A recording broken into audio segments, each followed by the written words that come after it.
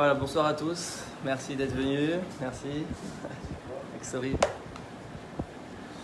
Merci à Sarah de m'avoir invité. Merci beaucoup. C'est un très grand cavote de venir, Baruch Hashem. Toujours. C'est un grand plaisir. Et donc ce soir, j'ai choisi un sujet vraiment particulier parce que il y a beaucoup de choses qui tournent sur les réseaux sociaux concernant la venue du Mashiach. Donc ce soir, je vais faire un cours qui est essentiellement basé sur le Mashiach, c'est-à-dire sa venue, son rôle, sa mission, qu'est-ce qu'on attend de lui, pourquoi on le désire tant, qu'est-ce qu'il va amener dans le monde. Et on est tous basés sur un texte du Rambam, donc le Rambam qui est le Maïmonide, un des plus grands commentateurs de la Torah, qui a écrit le Mishneh Torah. Le Mishneh Torah, c'est son œuvre principale, c'est un livre qu'il a écrit, donc il a vécu il y a à peu près 1000 ans, en 1100, quelque chose comme ça. Il a écrit ce livre, c'est la base de la halacha, de la loi juive. C'est-à-dire qu'avant lui, il n'y avait pas de halacha. Avant lui, quand le second temple a été détruit en l'an 68, 70, il y a eu 1000 ans entre le second temple et le Rambam. Donc comment les Juifs ils ont vécu pendant 1000 ans? Ils vivaient que sur les textes du Talmud, de la Gemara. Mais la Gemara, comme on sait, elle va dans tous les sens. Et un il dit comme ça, l'autre il dit comme ça. Il y a un Juif, 4 avis dans la Gemara. Donc c'est très compliqué de se faire une idée réelle. Bon, concrètement, je fais comme lui, comme Beth Shammai, comme Beth Hillel. Donc après 1000 ans, c'est pour ça qu'il y a autant de minagim dans le judaïsme. C'est pour ça qu'il y a autant de différences. Et lui il fait comme ça, et lui il fait comme ça. Parce que pendant des années, il n'y avait pas de loi fixée. On vivait selon l'interprétation de chacun du Talmud. Et l'un il suit son rave, l'autre il suit son rave. Et donc le Rambam est le premier grand auteur d'un livre de halacha, avant même le Shulchan Aruch. Le Shulchan Aruch est arrivé 300-400 ans après le Rambam. Le Rambam est le premier qui a pris un livre et qui a dit voilà, je fixe la loi, on décide comme ça, même s'il y a d'autres avis, on va faire comme ça. Et donc il a écrit tout un livre qui s'appelle le Mishneh Torah qui concerne toute la vie juive, qu'elle soit au niveau individuel ou au niveau collectif. Voilà toutes les lois, comment on fixe. Et c'est le premier posek, ce qu'on appelle. Vous savez ce que c'est un posek? Quelqu'un qui va faire un psak, c'est-à-dire qui va fixer la loi. Voilà comment on doit se comporter. Même s'il y a d'autres avis, c'est vrai, il faut à un moment donné choisir. Donc il a écrit le Mishneh Torah, qui est donc le premier livre de halacha. Après, il y a eu d'autres. Il y a eu le Rif, le Rosh, et ensuite le plus connu, le Shulchan Aruch, qui est Rabbi Yosef Karo, qui a vécu à Tzfat dans les années 1500. Il est venu, il a écrit le Shulchan Aruch. Comment il a fait? Il a pris le Rambam, il a pris le Rif et le Rosh, et il a fait selon la majorité. Ça veut dire que si les trois disent oui, il va selon le sens des trois. Mais si par exemple il y en a deux qui disent quelque chose et l'un il dit autre chose, il va selon les deux. Seulement il y a un seul sujet où le Shulchan Aruch n'a jamais été mitasek, c'est-à-dire que le Shulchan Aruch n'a jamais fait la chose, c'est le sujet du Mashiach, le sujet de la royauté, ce qu'on appelle les Ilchot Melachim, les lois de la royauté, les lois d'Eretz Israël, les lois comment Mashiach il va venir, comment il va se dévoiler, etc. Le Shulchan Aruch n'en parle pas.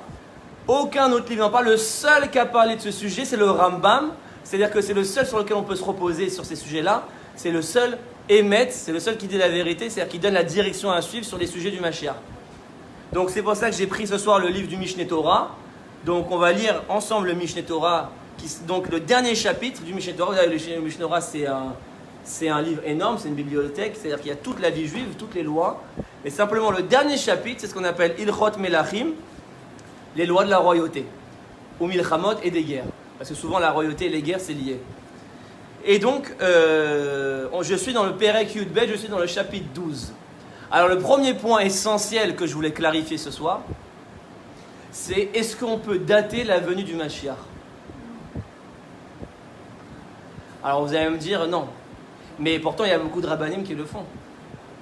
Souvent, on entend des rabbanim qui nous disent telle année va y avoir Mashiach, là il y a les signes, là il y a le Corona, donc ça annonce le Mashiach. Là il y a encore un grand rave, dont je ne dirai pas le nom. Je ne sais pas si vous avez vu, il y a une vidéo qui tourne sur Facebook qui a dit cette année c'est le dernier Rosh Hashanah avant Mashiach. Donc il se fixe,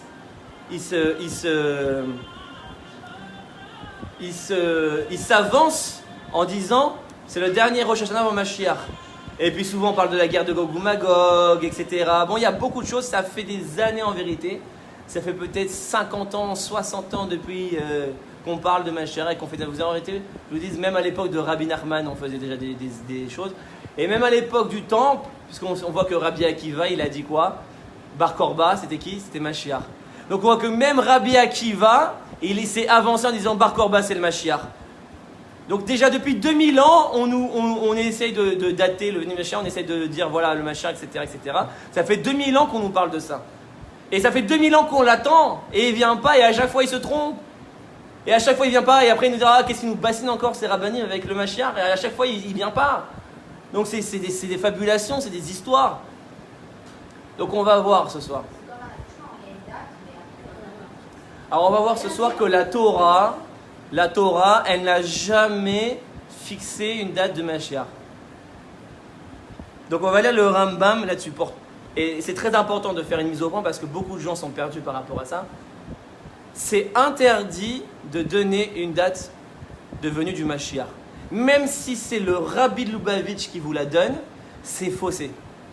Parce que par exemple on entend que le Rabbi aurait dit que après Bibi il va donner le flambeau Mashiach. Vous avez déjà entendu ça?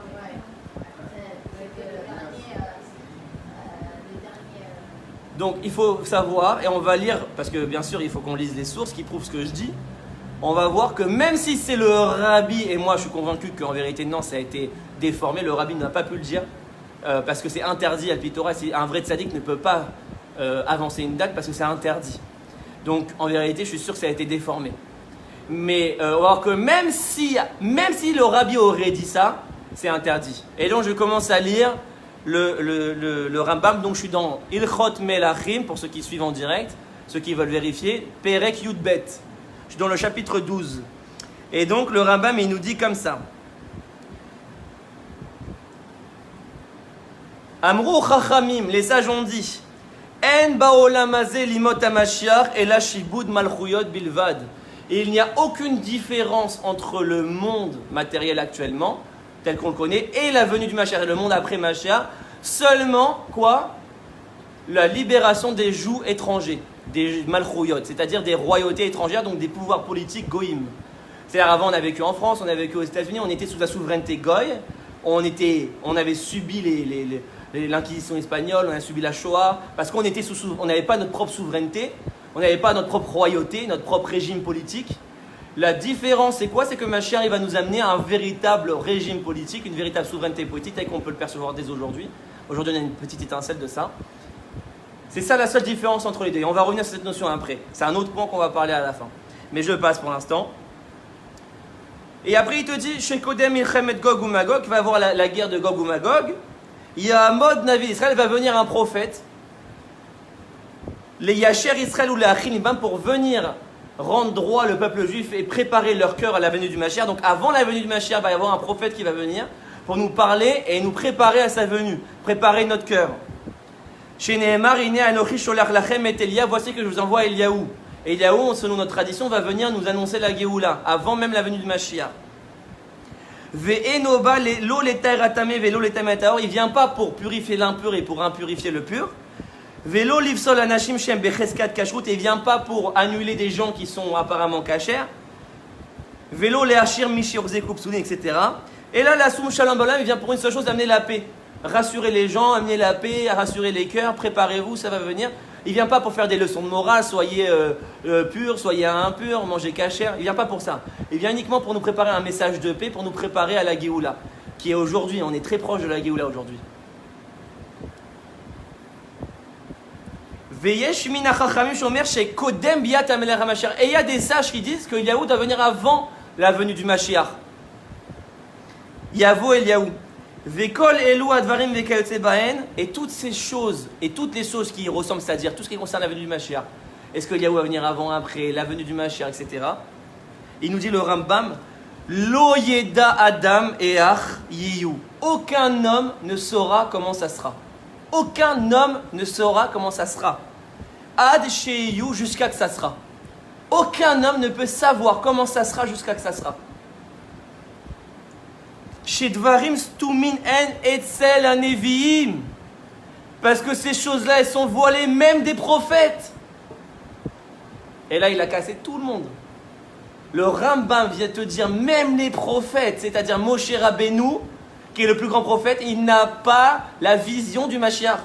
Il ne sait pas quand est-ce qu'il vient, il ne sait pas comment ça va se passer, jusqu'à que ça va se passer. Même Moshe, Alors venez pas me dire que les rabbinim d'aujourd'hui ils peuvent se permettre de dater le Mashiach, de dire c'est le dernier Rosh Hashanah avant Mashiach ou Bibi va donner le flambeau à Mashiach. Comment il peut savoir puisque même Moshe ne peut pas savoir, nous dit le Rambam. Même les prophètes qui ont la prophétie ne peuvent pas savoir ça. C'est le seul sujet qui est voilé des prophètes. Les prophètes savent tout sauf le Mashiach. Gama chachamim en lahem kabbalah bezeh, il nous dit le Rambam, même les sages, donc les prophètes, même les chachamim qui ont écrit la Gemara, qui ont écrit etc., ils n'ont aucune kabbalah dans ça, ils n'ont aucune réception dans ça. Personne, à part Dieu, ne sait, et on va voir que même le Mashiach ne sait pas. On va le voir après. En lahem kabbalah dvarim elu, tout ce qui concerne le Mashiach, ni les prophètes, ni les sages n'ont aucune Kabbalah dans ça. Au moins c'est clair.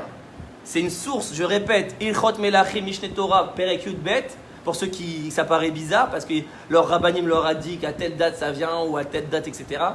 C'est le Rambam, donc c'est le seul et unique sur lequel on est sommaire, puisque c'est un Rishon, donc c'est le seul et unique qu'on peut croire. C'est lui le chemin de la vérité. Il nous dit, même les prophètes ne peuvent pas savoir. Donc commencez pas à dater. Et vous allez voir, c'est beaucoup plus grave. Et là, les fiechem psukim, la seule chose qu'on peut un peu comprendre, il te dit, c'est en fonction de la Torah des psukim. Il y a certains psukim dans les prophètes qui te disent, ça va se passer comme ça, etc. Mais il n'y a aucune date précise. Simplement, en fonction de notre interprétation des psukim, on peut avoir des idées Mashiach. Ou les fichar yeshlaim machloket bidvarim, c'est pour ça, il te dit, il y a tant de machloket. Il y a autant de débats sur ce sujet. Tu as un grand rave qui dit ça, blanc, et tu as un autre rave qui dit noir.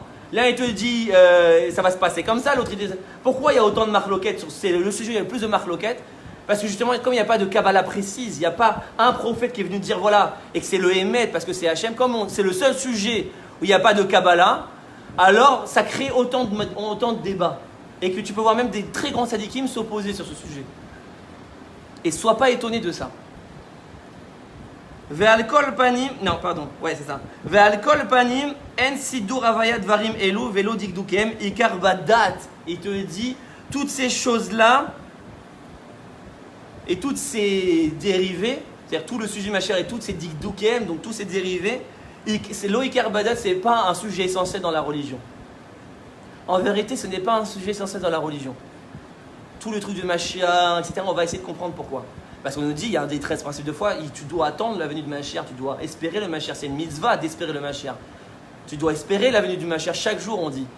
Mais il te dit d'être mitasek, d'essayer de calculer, d'essayer de prophétiser, d'essayer de dire comment ça va se passer. Tout ça, c'est pas essentiel. Le fait d'attendre, c'est essentiel. Mais le fait de rentrer dans les choses détails pour essayer de comprendre, d'expliquer, de prophétiser, c'est pas essentiel. Ou les olam lo itasek adam bedivre agadot velo yarir bedivre midrashot amurim ba'inyanim elu vekayotse bahem. Il te dit jamais un homme il doit être mitasek bezé. Tu dois pas t'atteler à ça. Surtout ne t'attelle pas à tous les sujets qui concernent Mashiach. Je suis Mashiach, qu'est-ce qui est Mashiach, etc. La date du Mashiach. Ne sois pas, t'attelle pas à ça. Aucun homme ne doit s'atteler à ça dans tous les inyanim de Mashiach. Velo yesima mikar, et il n'en fera pas quelque chose d'essentiel. Chez Enan Mevin, et là il nous dit quelque chose d'énorme, le Rambam. Et il dit toutes ces choses-là. Enan Mevin, l'olide ahava, velolide ira. Toutes ces choses-là n'amènent ni à l'amour de Dieu, ni à la crainte de Dieu. Et là, il envoie une bombe atomique, le Rambam. Une bombe atomique à tous les rabbanim qui veulent se permettre. Pourquoi ils font ça? Parce qu'ils veulent faire teshuva aux gens, c'est une bonne intention. Attention, préparez-vous, Rosh Hashanah va avoir Mashiach, comme on a entendu avec le Corona. Ah, Pessah, Mashiach va se dévoiler. On l'a entendu partout, attention, Mashiach va... Qu'est-ce qui s'est passé? Un trou dans l'eau. On n'a vu personne. Donc le Rambam te dit c'est interdit, pourquoi? Parce que ceux qui prédisent ah, Mashiach va venir à Pessah, ils te disent ça sert à rien, ça n'amène ni à l'amour d'Hachem ni à la crainte d'Hachem, ça ne fait pas faire teshuva aux gens, au contraire tu leur fais peur, et la teshuva ne se fait pas par la peur, la teshuva se fait par l'amour. Donc quand tu fais peur, au contraire ça éloigne les gens. En vérité, sans s'en rendre compte, ça éloigne les gens. Et c'est plus fort que ça. En vérité, pourquoi c'est interdit? Parce que il y a plusieurs raisons. La raison la plus simple, vous l'avez dit, tu l'as entendu, c'est la raison la plus simple, c'est que s'il ne vient pas, qu'est-ce qui va se passer? C'est plus fort que ça. C'est un Chilul Hashem. Ni plus ni moins. C'est un Chilul Hashem. Pourquoi? Parce que les gens, le Rav va perdre sa crédibilité. Les gens vont dire, t'as vu ce qu'il a annoncé? Tout le monde était sommaire sur lui. Il a annoncé, il a prédit, et il n'est pas venu. Donc il perd toute crédibilité sur tous les sujets presque. Et donc les gens vont s'éloigner. Ils vont dire, ah ça y est, maintenant, et ça va faire descendre la émouna des gens, même dans la venue de Mashiach. Ah ça y est, ça se trouve c'est des bêtises tout ça. Et ça va faire poser des doutes dans la tête des gens. Donc c'est la définition d'un Chilul Hashem.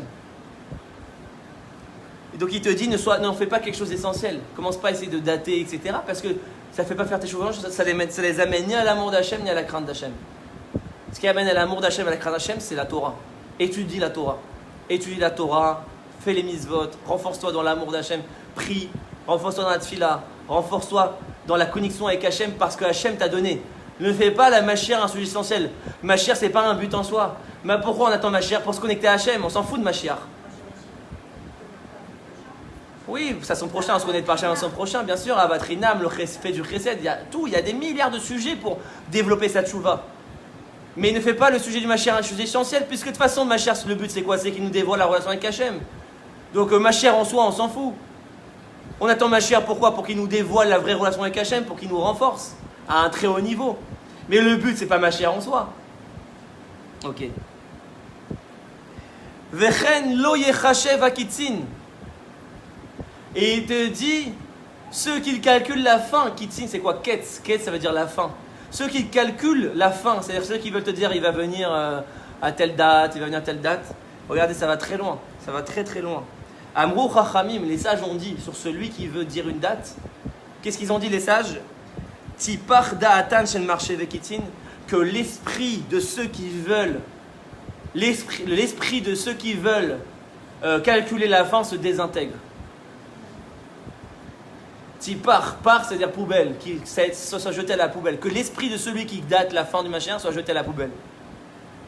Ça va très très loin. Faut faire attention mes amis, c'est pas un sujet, c'est pas un petit sujet. C'est un sujet très important. On rigole pas avec ça, les gens, on rigole pas avec les gens. Le peuple attend Mashiach, le peuple souffre, le peuple a les guerres, le peuple a les maladies, le peuple a des problèmes. Les gens ont des problèmes. Ne commence pas à leur vendre des faux messies, des fausses choses, des fausses prophéties. À tel point que les Chachamim, et le Rambam le rapporte, les Chachamim disent que se désintègre l'esprit de ceux qui font ça. Que ce soit clair. Parce que les gens, ils ne le savent pas. Ils font tourner des vidéos de gens qui prédisent Mashiach. La Gemara dit, ça va très très loin. C'est interdit de dater le Mashiach. Ah non, vous allez dire oui, mais alors pourquoi on doit attendre Mashiach, etc. Donc on va avancer. Le Rambam il finit en disant quoi? Et là, simplement attends. Veyamin et crois. Attends et crois. Il y a une mitzvah d'attendre et de croire. Bichlal adavar, dans la généralité de la chose. Cherche pas à rentrer dans les détails de la chose.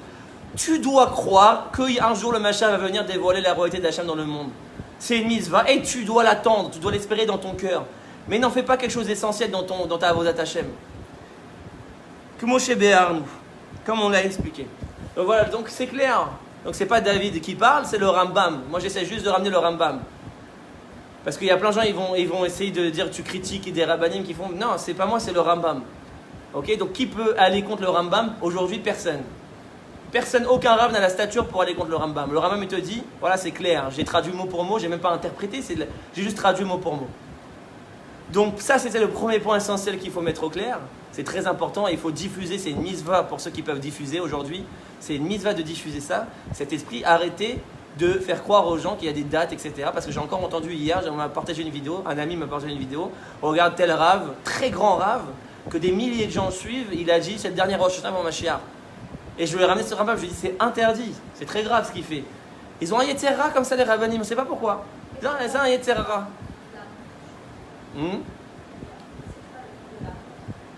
Il y a un Yetzerara comme ça chez les rabbanim, ils veulent dater, pourquoi?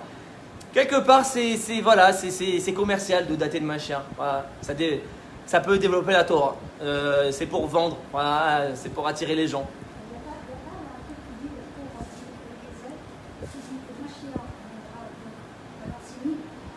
Alors voilà, c'est ce que j'allais rajouter.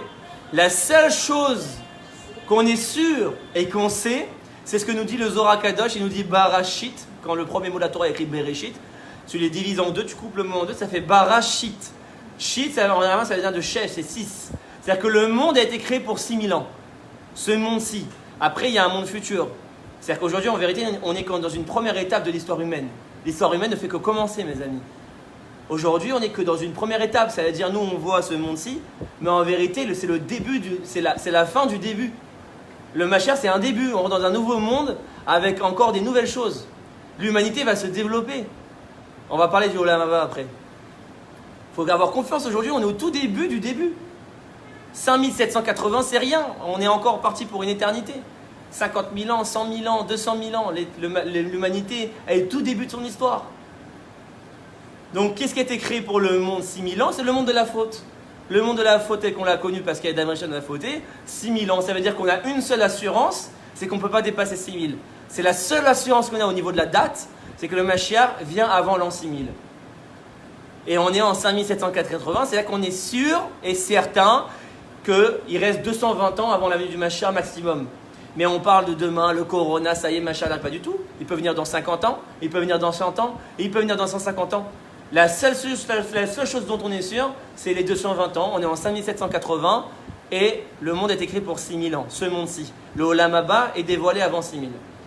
Et donc il peut venir avant, donc il reste 220 ans. C'est la seule chose qu'on est sûr au niveau de la date. Tout le reste, c'est des ch'touillottes. Tout le reste, c'est des fantaisies. Tout le reste, il n'y a aucune source dans la Torah. Aucune. Dès que vous entendez quelqu'un qui date, vous vous éloignez de lui. Il faut s'éloigner de lui. C'est interdit. Ça va pour tout le monde? Ok, donc ça, c'était la première mise au point essentielle que je voulais mettre. Parce que y a beaucoup de bêtises qui tournent, malheureusement.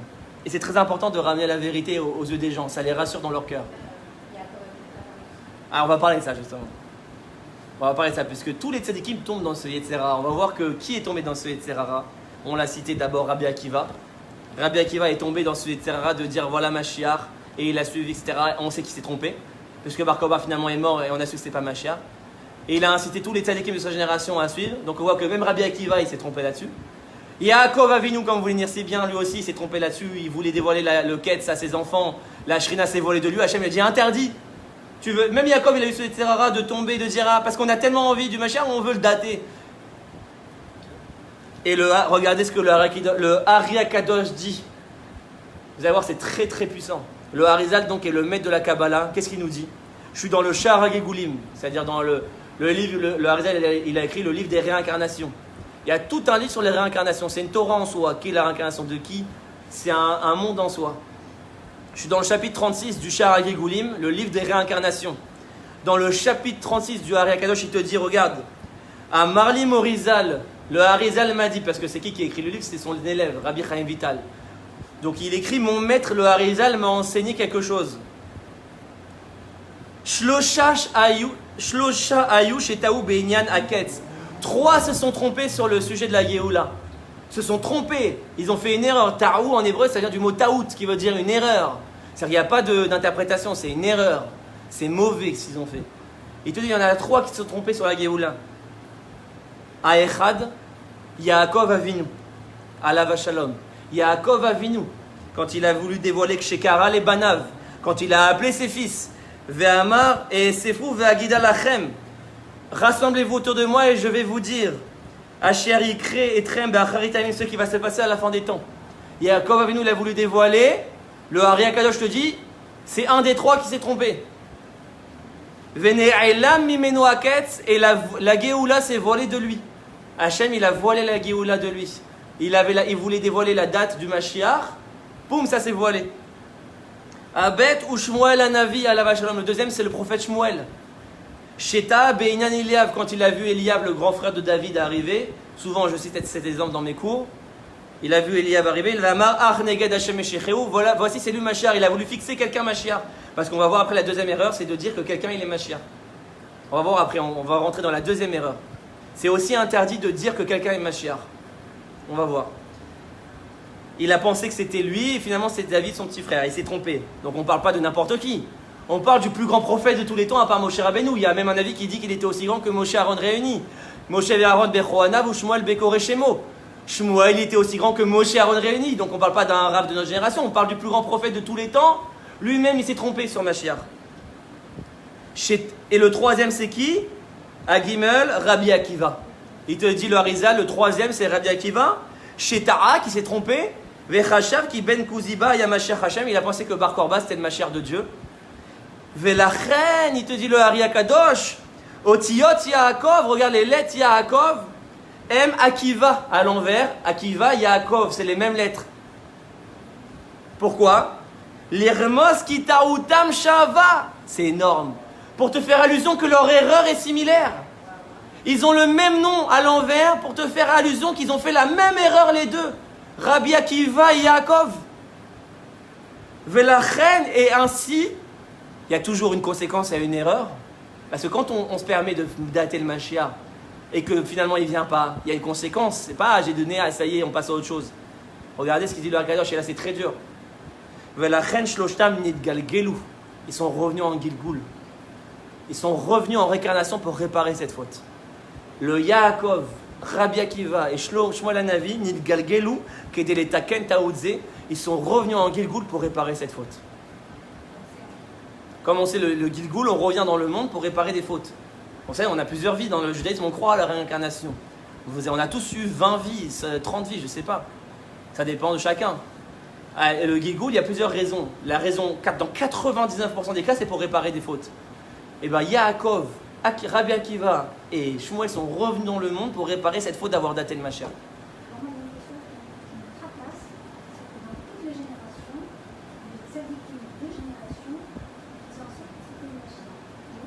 Alors on va arriver à ça, Donc première erreur, et on voit à quel point c'est grave, parce que les Chachamim, ils disent quoi? Et ils disent que se désintègre l'esprit de celui qui date le Mashiach. On l'a cité dans le Rambam. Et le Harizal, il te dit à tel point c'est grave que pour cette faute-là, même si c'est le plus grand tzaddik, c'est Yaakov Avinu, il doit revenir en Gilgul pour réparer cette faute. Donc c'est une faute très très, très grave. Premièrement, avoir daté le Mashiach. On vient de le dire, quelle est l'autre faute par rapport à Mashiach? On vient de le dire? De nommer quelqu'un, de dire qu'il est Mashiach. On l'a vu, c'est quoi l'erreur de Shmuel? C'est qu'il a dit Arze Meshicheu, il a voulu fixer, voici Mashiach. Le premier fils, l'aîné de Ishaï. Il a parlé de Eliav, l'aîné de Ishaï, et il a dit voici, c'est lui le Mashiach. Boum, erreur. La prophétie s'est cachée de lui. Hachem l'a enlevé, il a dit tu vois rien du tout. Il est revenu en Gilgul pour réparer cette faute. Donc on voit celui qui veut dater Mashiach, il est revenu. Et celui qui veut dire lui c'est le Mashiach, Rabbi Akiva aussi, il a dit Bar Korba c'est Mashiach, il s'est trompé. Il est revenu. Par exemple, aujourd'hui, on entend aujourd'hui ce Rav c'est Mashiach. Souvent on entend ça.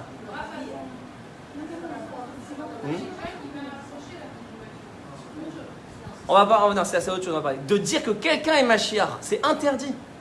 On va expliquer pourquoi. Là, on avance doucement.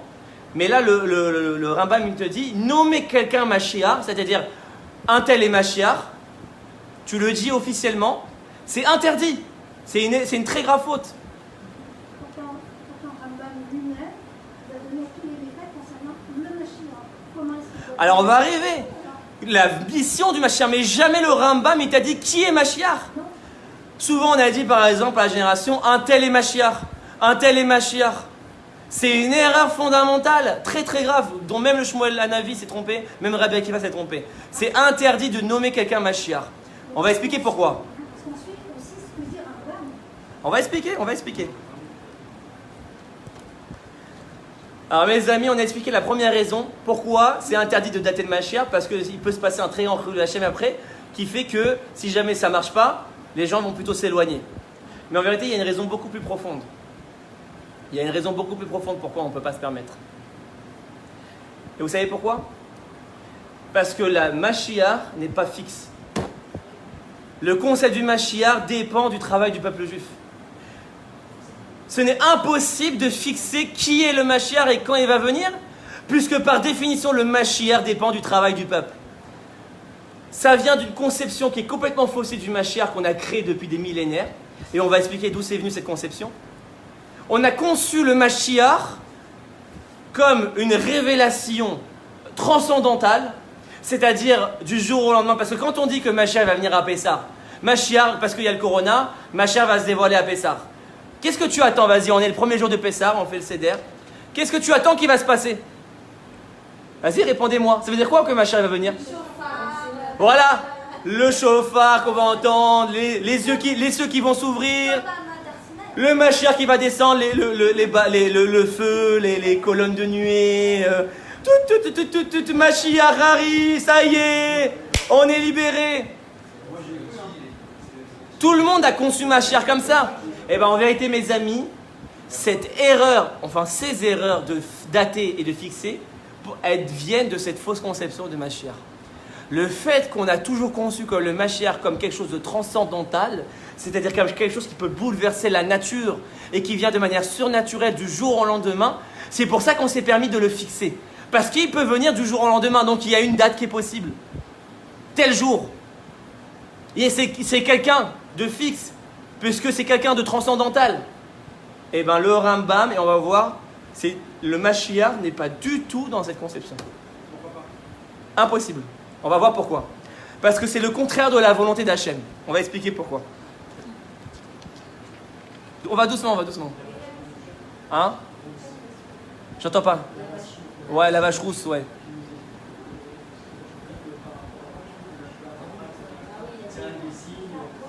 Il y a des signes. Non, oui, mais ça dépend de nous. On va expliquer, on va arriver à la fin. Donc maintenant, on va expliquer Mashiach, pourquoi il ne peut pas venir de manière transcendantale. Pourquoi il ne peut pas venir de manière surnaturelle. Et on va rentrer dans des notions de Kabbalah qu'on a l'habitude de ramener, mais cette fois dans ce contexte précis.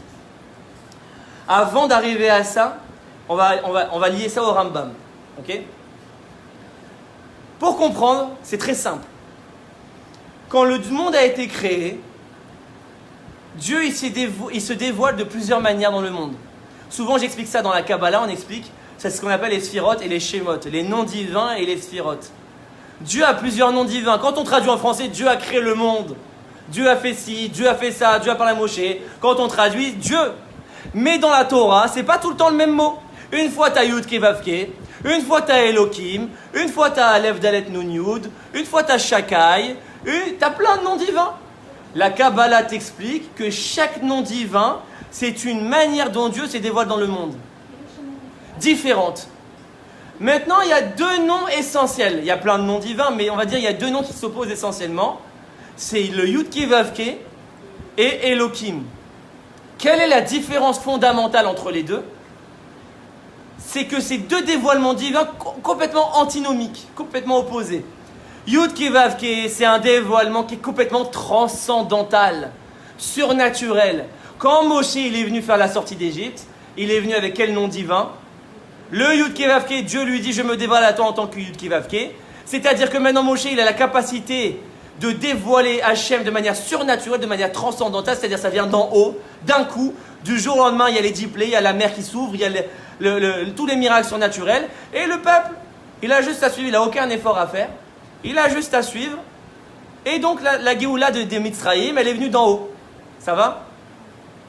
Donc ça c'est Moshe, c'est le Yud Ke Vav Ke.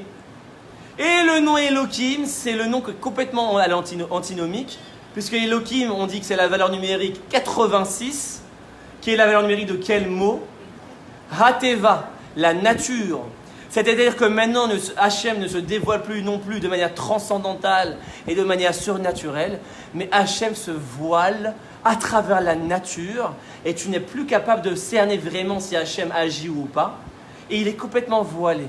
C'est pour ça que la création, il n'y a pas de transcendantal. Pourquoi? Parce que l'essence de la création, c'est Hachem dans la nature, dont on l'apprend. Bereshit, Bara, Elohim. C'est le nom Elohim qui a créé le monde. Le nom Elohim qui a créé le monde et non pas le nom Yud Ke Vav Ke. Et Rachid te dit pourquoi pas? Pourquoi ça n'a pas été le nom Yud Ke Vav Ke plus? En vérité, nous, qu'on a envie, on aimerait plus le Yud Ke Vav Ke, c'est beaucoup plus élevé, c'est beaucoup plus grand. Waouh, les miracles, Moshe, le tzaddik. Elohim, ça paraît bon, c'est la vie de tous les jours, quoi. Je me lève le matin, les miracles de la nature, la pluie qui tombe, c'est des miracles, mais en vérité, c'est des miracles qui sont complètement voilés, dont on s'habitue, donc on ne voit plus le goût. Manger, dormir, être en bonne santé, tout ça, c'est des miracles de type Elohim, c'est-à-dire Hachem, il est voilé. Toi, tu es dans ton quotidien et tu peux ne plus le voir. Et donc, tu perds le goût. Pourquoi on a besoin de transcendantal? Pourquoi on a besoin du Yud-Kei Vav-Kei? Parce que nous, on a besoin de rêver. On a besoin de fantasmer. Pourquoi? Parce que la réalité est tellement dure qu'on a besoin de fantasmer. On a besoin de rêver, on a besoin de quelque chose de transcendantal. On a besoin de quelque chose qui sort de l'ordinaire. Donc, on a construit une conception fantasmatique du Mashiach qui répond à notre besoin enfantin de fantasmer. Je te parle, quand je dis on, c'est tout le monde. Non, non, mais quand je dis on, c'est aussi les grands dirigeants, c'est pas que le peuple. Hein. Oui, on va arriver. Comment c'est ça? On va arriver. C'est normalement La justice, oui. Le din, la gvura. très difficile. Ben oui, mais tu vois bien, la vie est difficile. La vie, par essence, est difficile. Pourquoi j'ai besoin de transcendantal? Parce que j'ai besoin de facilité. Le Yud-Kei Vav-Kei, c'est la facilité. Apporte-moi la parnassa de manière transcendantale. J'ai pas maintenant à monter une boîte pendant 20 ans et à sacrifier ma vie jour et nuit pour réussir. Du jour au lendemain, on va voir le tzaddik, donnez-moi une bracha, j'ai envie que ça vienne facilement. Donc on voit que le Elohim, c'est le din. Pourquoi? Parce que la vie, elle est din. La vie par essence, la création par essence, elle est difficile. Je dois travailler pour réussir. Il n'y a pas de transcendantal dans la vie. Donc, Rashi te dit quoi? Il te dit pourquoi Hachem il a créé le monde par Elohim d'Avka et pas par Yud-Kei Vav-Kei? Parce que sa vraie volonté à Dieu, c'est quoi? Sa vraie volonté, c'est le travail de l'homme. Le transcendantal, c'est quoi le défaut du transcendantal? C'est que ça annule le travail de l'homme. Ben oui, si la parnassa elle descend du ciel comme il y avait dans le désert avec la manne qui tombe du ciel, alors il est où le travail de l'homme?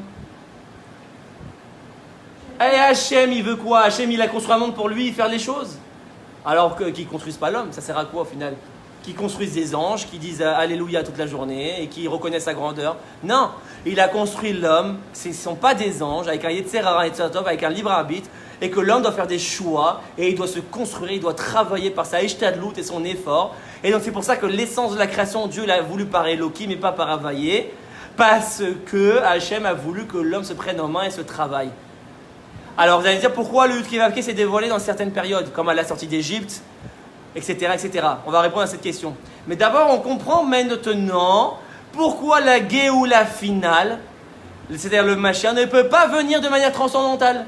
C'est l'opposé du projet divin. Parce que la Géoula de manière réelle, elle doit venir du travail de l'homme. Sinon, ce n'est pas une Géoula réelle, c'est une Géoula d'Égypte. Pourquoi la Géoula d'Égypte, elle n'a pas changé l'homme? Il n'y a pas eu de Géoula finalement parce qu'on a fait la faute du veau d'or. L'homme n'a pas été changé, il a continué à être mauvais. Il a fait le veau d'or, il a fait les explorateurs, il se plaignait, il voulait retourner en Égypte alors qu'ils ont vu tous les miracles. Pourquoi? Parce que le transcendantal ne change pas l'homme. Quand les choses viennent de manière extérieure, la nature humaine ne change pas.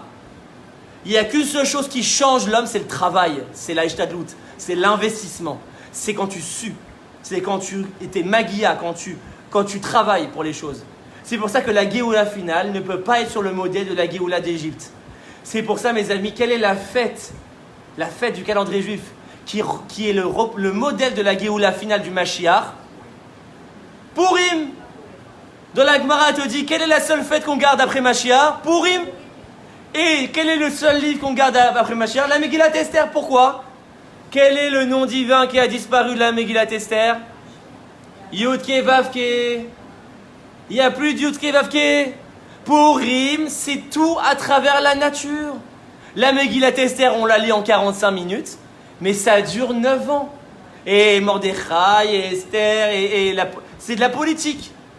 C'est un renversement politique, il y a Haman qui a fait un décret, etc. Il n'y a eu aucune intervention d'Hachem transcendantale, surnaturelle. Aucune. Tout s'est fait par le travail et l'investissement du peuple juif. C'est pour ça, mes amis, que la Gemara a dit Kiblou vekimu. On a reçu la Torah au Mont Sinaï, mais on l'a réalisé quand? À Purim. Pourquoi? Parce que la vraie Torah, c'est quand l'homme se prend en main. C'est quand l'homme se connecte à Elohim. C'est pour ça que la Géoula réelle du Mashiach, elle ne peut pas être transcendantale. Et c'est pour ça que dater la venue du Mashiach, ou fixer Mashiach, ou dire un tel est Mashiach, c'est vouloir la rendre transcendantale. Et donc c'est inverser le projet divin. Et c'est pour ça que c'est si grave. C'est pour ça que c'est tellement grave que tu dois revenir en Gigoul pour réparer cette faute. Parce que tu vas à l'encontre du projet divin. Tu es en train de rendre la Géoula finale transcendantale. Tu es en train de faire croire aux gens qu'en un jour, Mashiach peut venir et de manière surnaturelle. Tu leur donnes un espoir fantasmatique, alors qu'en vérité, tout dépend de leur travail. Et donc, en fait, tu retardes Mashiach. Tu retardes, en datant la venue du Mashiach, tu ne fais que retarder la venue du Mashiach. Pourquoi? Parce qu'en datant le Mashiach, tu renforces la conception que Mashiach c'est fantasmatique, que Mashiach c'est transcendantal. Tu renforces dans l'esprit des gens, dans leur croyance que, ça y est, à Pessah ils peuvent venir, à Rosh Hashanah ils peuvent venir. Tu les renforces dans cette croyance et donc tu les renforces à annuler leur travail. Et donc en renforçant, en annulant leur travail, puisqu'ils se disent maintenant, bah ça vient d'en haut, donc moi j'ai rien à faire. Ça ne dépend pas de moi. Eh bien tu retardes Mashiach. Parce qu'on a dit que Mashiach dépend du travail de l'homme. Dépend du travail de chacun. C'est pour ça, mes amis, que le Mashiach ne vient pas. Il ne vient pas parce que le Mashiach nous attend. Ce n'est pas nous qui l'attendons, c'est lui qui nous attend. Et pourquoi? Parce qu'on renforce encore aujourd'hui la conception transcendantale. Et donc les gens sont assis dans leur fauteuil, ils se disent un jour Mashiach va venir. Et donc en fait, Mashiach ne vient pas. Ça va pour tout le monde ces notions?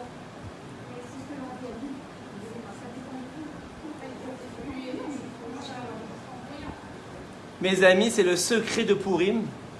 Vous savez pourquoi à Purim, on n'a pas de miracle à proprement parler? Comment on dit miracle en hébreu? Nes. Eh bien, mes amis, il y a un autre mot pour dire miracle. Lequel? Non, Nes, et quoi d'autre? Nifla. Niflaot. On dit des fois Nissi, mais des fois on dit Niflaot dans les prières. Quelle est la différence entre Nes et Nifla, puisqu'on dit miracle? C'est pareil, c'est la même conception en français, il n'y a qu'un seul mot, mais en hébreu, il y a plusieurs mots. La Kabbalah te dit, c'est quoi la différence entre Nes et Nifla? Hein? Non, c'est le contraire. C'est le contraire. Nes, c'est un miracle de type Yudke Vavke, c'est-à-dire dévoilé, surnaturel. Et Nifla, c'est des miracles de type Elohim qui sont cachés. C'est pour ça que Nifla, ça vient du mot Pélé, qui veut dire caché en hébreu. Et si tu inverses les lettres, Pélé, ça donne quoi? Aleph. Et Aleph, ça fait allusion dans les sphirotes au Keter. C'est-à-dire que le Nes, il dévoile la Chorma, c'est-à-dire la sphira la plus élevée, à part le Keter. Et le Nifla, il dévoile le Keter. C'est-à-dire quoi? C'est-à-dire que pour dévoiler le plus haut niveau de dévoilement d'Hachem, c'est par les miracles qui sont voilés.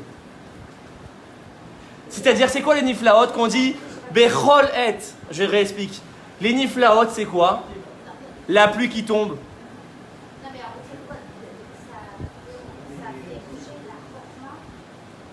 Le Nes dévoile la Chorma. Je ne rentre pas dans les notions de Sphira. Je le dis vite fait. Et le Nifla dévoile le Keter. Le Keter, c'est le plus haut niveau que le Mashiach va dévoiler. Et comment? Nous, on croit qu'il va dévoiler encore plus Dieu. Pas du tout. Il va le voiler encore plus. Après la Géoula, on verra encore moins Dieu qu'aujourd'hui. Plus Hachem se voile, plus l'homme grandit. Et donc plus la Géoula se rapproche. Plus Hachem se voile, plus on se prend en main. Oh, regardez à quel moment Hachem s'est le plus voilé. Quand on était en galoute, qu'on a vécu les pires épreuves. Qu'est-ce qu'il a fait? Il y a un homme qui s'est levé, qui a dit « On en a marre d'attendre une Géoula transcendantale. On en a marre d'attendre une sortie d'Égypte. On en a marre. » Il s'appelait Herzl, un nom religieux. Il a dit, on va retourner en Israël. On va refonder un État. On va retourner, la Torah parle d'Eretz Israël. Alors retournons-y. Il a rêvé d'un foyer juif national. Et au final, petit à petit, comme à Purim, dans la nature des choses, il y a eu des congrès, etc. Herzl, Ben Gurion, t'as les Anglais qui ont déclaré la déclaration Balfour. Et tout ça, qu'est-ce que te disent les religieux? Mais non, mais c'est pas une Géoula transcendantale. Pourquoi ils ont refusé cette Géoula? Parce qu'elle ne correspond pas à leur fantasme. Dans la religion, on t'a toujours dit le Mashiach descend d'en bas, d'en haut. Descend d'en haut, du jour au lendemain. Et d'un seul coup, un type, même pas religieux, laïque, qui te dit viens, on retourne en Israël. Et un autre type laïque, Ben Gurion, etc. Les Anglais, déclaration Balfour, la guerre, l'indépendance, la guerre des séjours, etc. Tel Aviv, la construction des villes, les kibbutzim. Et on voit que finalement aujourd'hui, si on voit la grande photo, on voit l'État d'Israël qui est grossit. le kibbutz Galout qui se renforce, la puissance d'Israël qui se renforce, l'armée d'Israël qui se renforce, la technologie d'Israël qui se renforce, le statut d'Israël dans le monde qui se renforce. Et on voit que ça grandit, que ça grandit, que ça grandit. Et en fait, tout ça, c'est la Géoula, mes amis. C'est ça, la Géoula. C'est ce qu'on appelle la Tralta de Géoula, le début de la Géoula. Non, mais c'est-à-dire, c'est ça, la Géoula. La Géoula, on l'a spiritualisée, on l'a rendue transcendantale. C'est faux. La Géoula, et on l'a dit, la phrase, et donc je reviens à la phrase que le Rambam a citée. C'est la Gemara Brachot qui le dit, page 34. En ba naolam hazeh limot hamashiach, ela shibud malchuyot bilvad. Il n'y a aucune différence entre le monde maintenant et le monde après Mashiach, seulement la délivrance des royautés étrangères. C'est-à-dire que la Géoula est politique. La Géoula est politique au sens propre du terme, pas au sens négatif du terme. Aujourd'hui, la politique s'est corrompue, etc. La Géoula, c'est un mouvement de révolution politique, sociétale. C'est-à-dire que le Mashiach, c'est simplement un homme. Il n'a pas des ailes, il n'a pas des pouvoirs magiques, il n'a pas les yeux avec des rayons laser qui sortent de ses yeux pour tuer les Réchaïm. Le Mashiach, il n'a pas une langue ou une bouche que dès qu'il va parler, tout le monde va s'écrouler. Tout ça, ce sont des images, et on va voir que le Rambam lui-même le dit. Tout ça, ce sont des images. Le Mashiach, c'est tout simplement un homme comme vous et moi. Comme vous et moi. C'est un dirigeant politique. C'est un dirigeant, demain, Bibi va donner le flambeau à quelqu'un d'autre et à quelqu'un d'autre. Et un jour, il y aura un homme qui sera Rosh Memshala, qui va prendre le pouvoir, qui sera Premier ministre, et petit à petit, il va créer une révolution politique dans les pensées, dans les mœurs, dans les lois, et il va faire reconstruire le temple, et il va faire avancer encore plus le rassemblement des exilés, et lui, on va arriver à décréter que c'est Mashiach. Mais simplement, ça va se passer par la voie naturelle. Et c'est là que j'ai le Rambam. Regardez ce Rambam, parce que je vais vous prouver ce que je dis. Rambam, je suis dans donc Perek Yud Aleph d'Ilchot Melachim. Je suis dans la Halacha Gimel du Perek Yud Aleph, il te dit, et c'est tout ce que je vous dis là, parce que je ne vous l'invente pas, hein. Je veux vous sourcer ce que je dis. Al yale al da'atra, surtout, que ne vienne pas à ton esprit, surtout, al yale al da'atra, que ne monte pas à ton esprit, she'amelech hamashiach tzarich la'asot otot ou moftim, que le Mashiach il doit faire des miracles. Ou mechadesh varim baolam, qui va renouveler des choses dans le monde. Il n'y aura rien de nouveau après.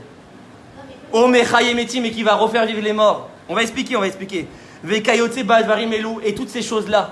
Surtout qu'ils ne viennent pas à ton esprit que Mashiach doit faire des miracles et qu'il va faire des choses surnaturelles et qu'il va refaire revivre les morts. Et là, Elu shea tipshim omrim. Regardez ce que le Rambam il dit. Il était violent. C'est les idiots, tipshim. C'est les idiots qui pensent ça. Le Rambam dit, seuls les idiots pensent que le Mashiach doit faire des miracles.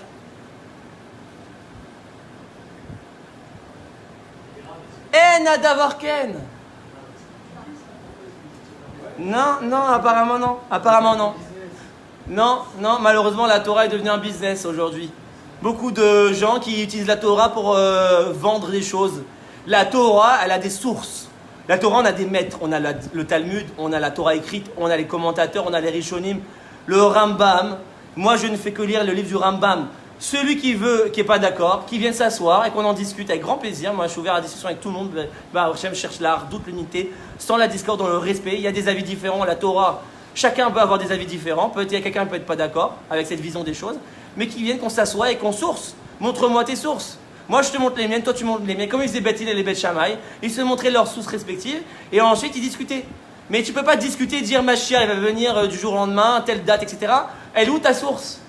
Est-ce que toutes les tendances des rabbiniques étudient Alors, c'est apparemment non. Vu qu'il y a beaucoup qui prédisent le Mashiach, qui sont dans une conception transcendantale du Mashiach, apparemment, ils ne lisent pas le Rambam, puisque le Rambam, il te dit, je répète, qu'ils ne viennent pas à ton esprit que le Mashiach doit faire des miracles. C'est-à-dire quoi? Le Mashiach, c'est un homme simple, comme vous et moi. C'est un dirigeant de société qui va venir, tout simplement, et qui va déclarer des uns et vivants, bien sûr vivants. Bien sûr vivants. Que pour Purim, il y a une marloquette sur Hanouka. Il y a justement à Hanouka, il y a les deux. Il y a le miracle surnaturel, c'est quoi? C'est la fiole. Et le miracle naturel, c'est la guerre. C'est pour ça qu'il y a une marloquette. Parce que s'il n'y avait que la guerre, ce serait type Pourim. Et si maintenant il n'y a que la fiole, ce serait type Pessah, Yetziat Mitzrayim, et donc on l'aurait annulé. Parce que ça ne nous intéresse pas les miracles surnaturels. Dans la Torah, on ne veut pas de miracles surnaturels. On veut des miracles cachés. Mais c'est quand même politique. Bien sûr, la guerre des Rashmonem, des Maccabéim contre Grecs, c'était politique, c'était une révolution politique, c'était un combat contre la souveraineté grecque. Et c'est ça la Géoula. La Géoula est un combat politique. C'est ça la Géoula. Le sionisme, c'est ce qu'on a. Le sionisme est un début de Géoula, c'est ça la Géoula.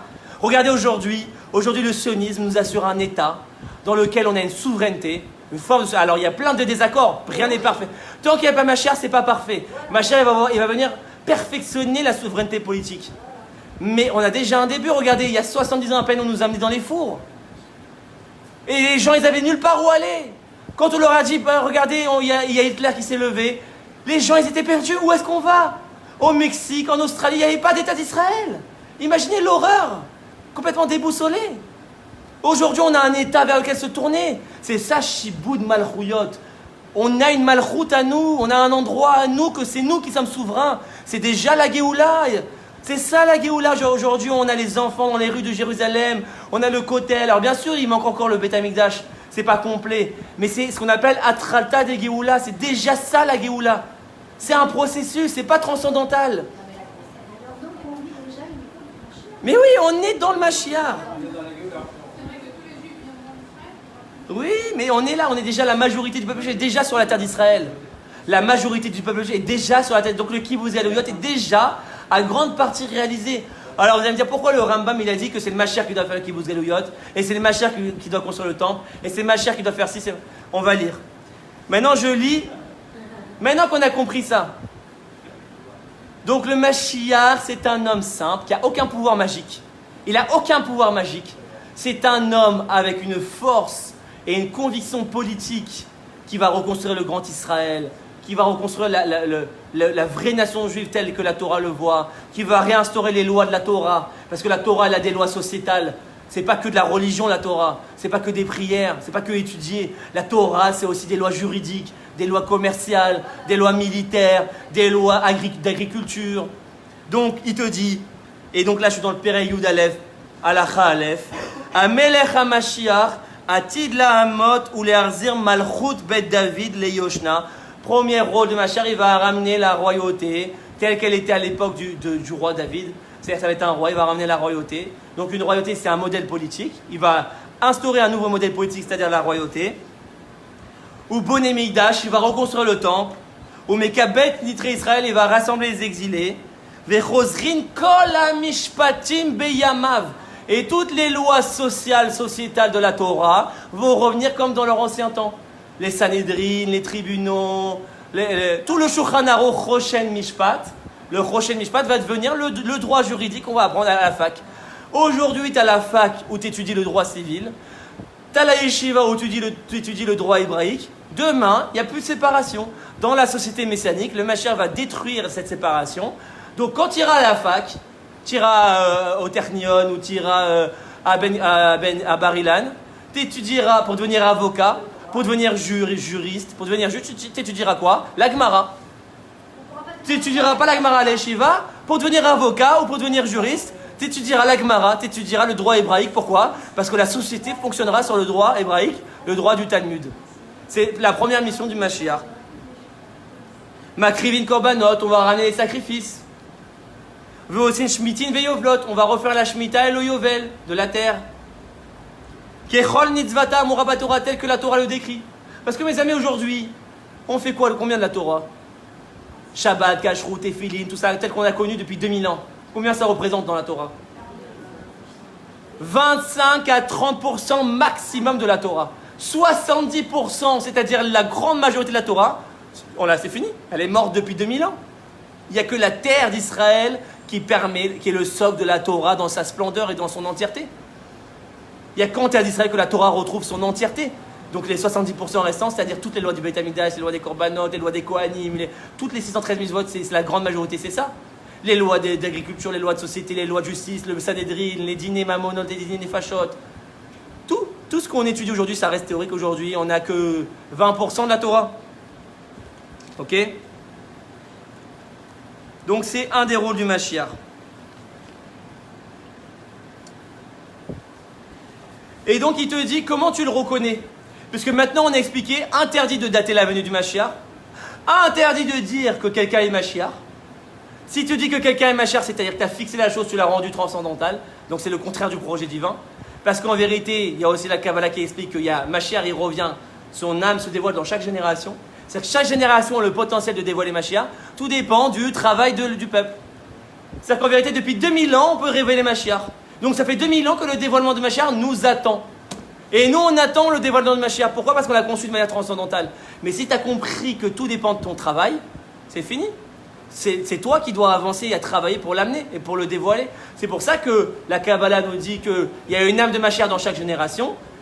Et au final, ça va disparaître. Le Mashiach ne se dévoile pas. Pourquoi? Parce que le peuple n'a pas fait son travail. Donc tant que le peuple n'a pas... Ça ne peut pas être comme la sortie d'Égypte.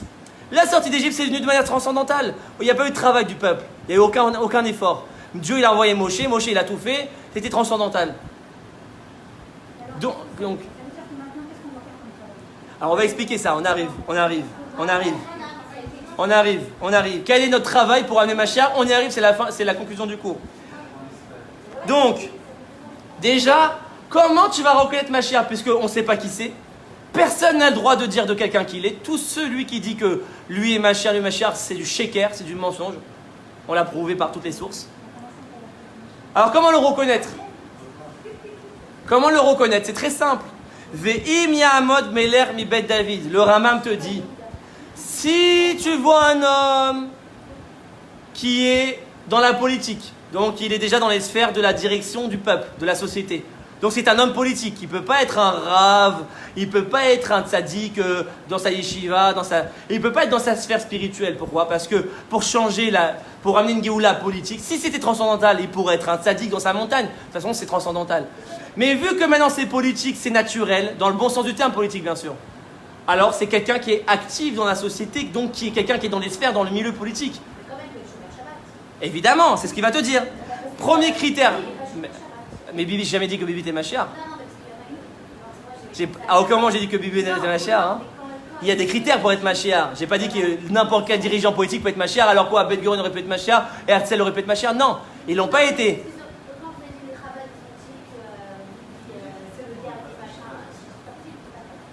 Non, ceux qui disent que le rabbi a dit que Bibi il passe au Mashiach, même si c'était vrai, ça peut pas être possible.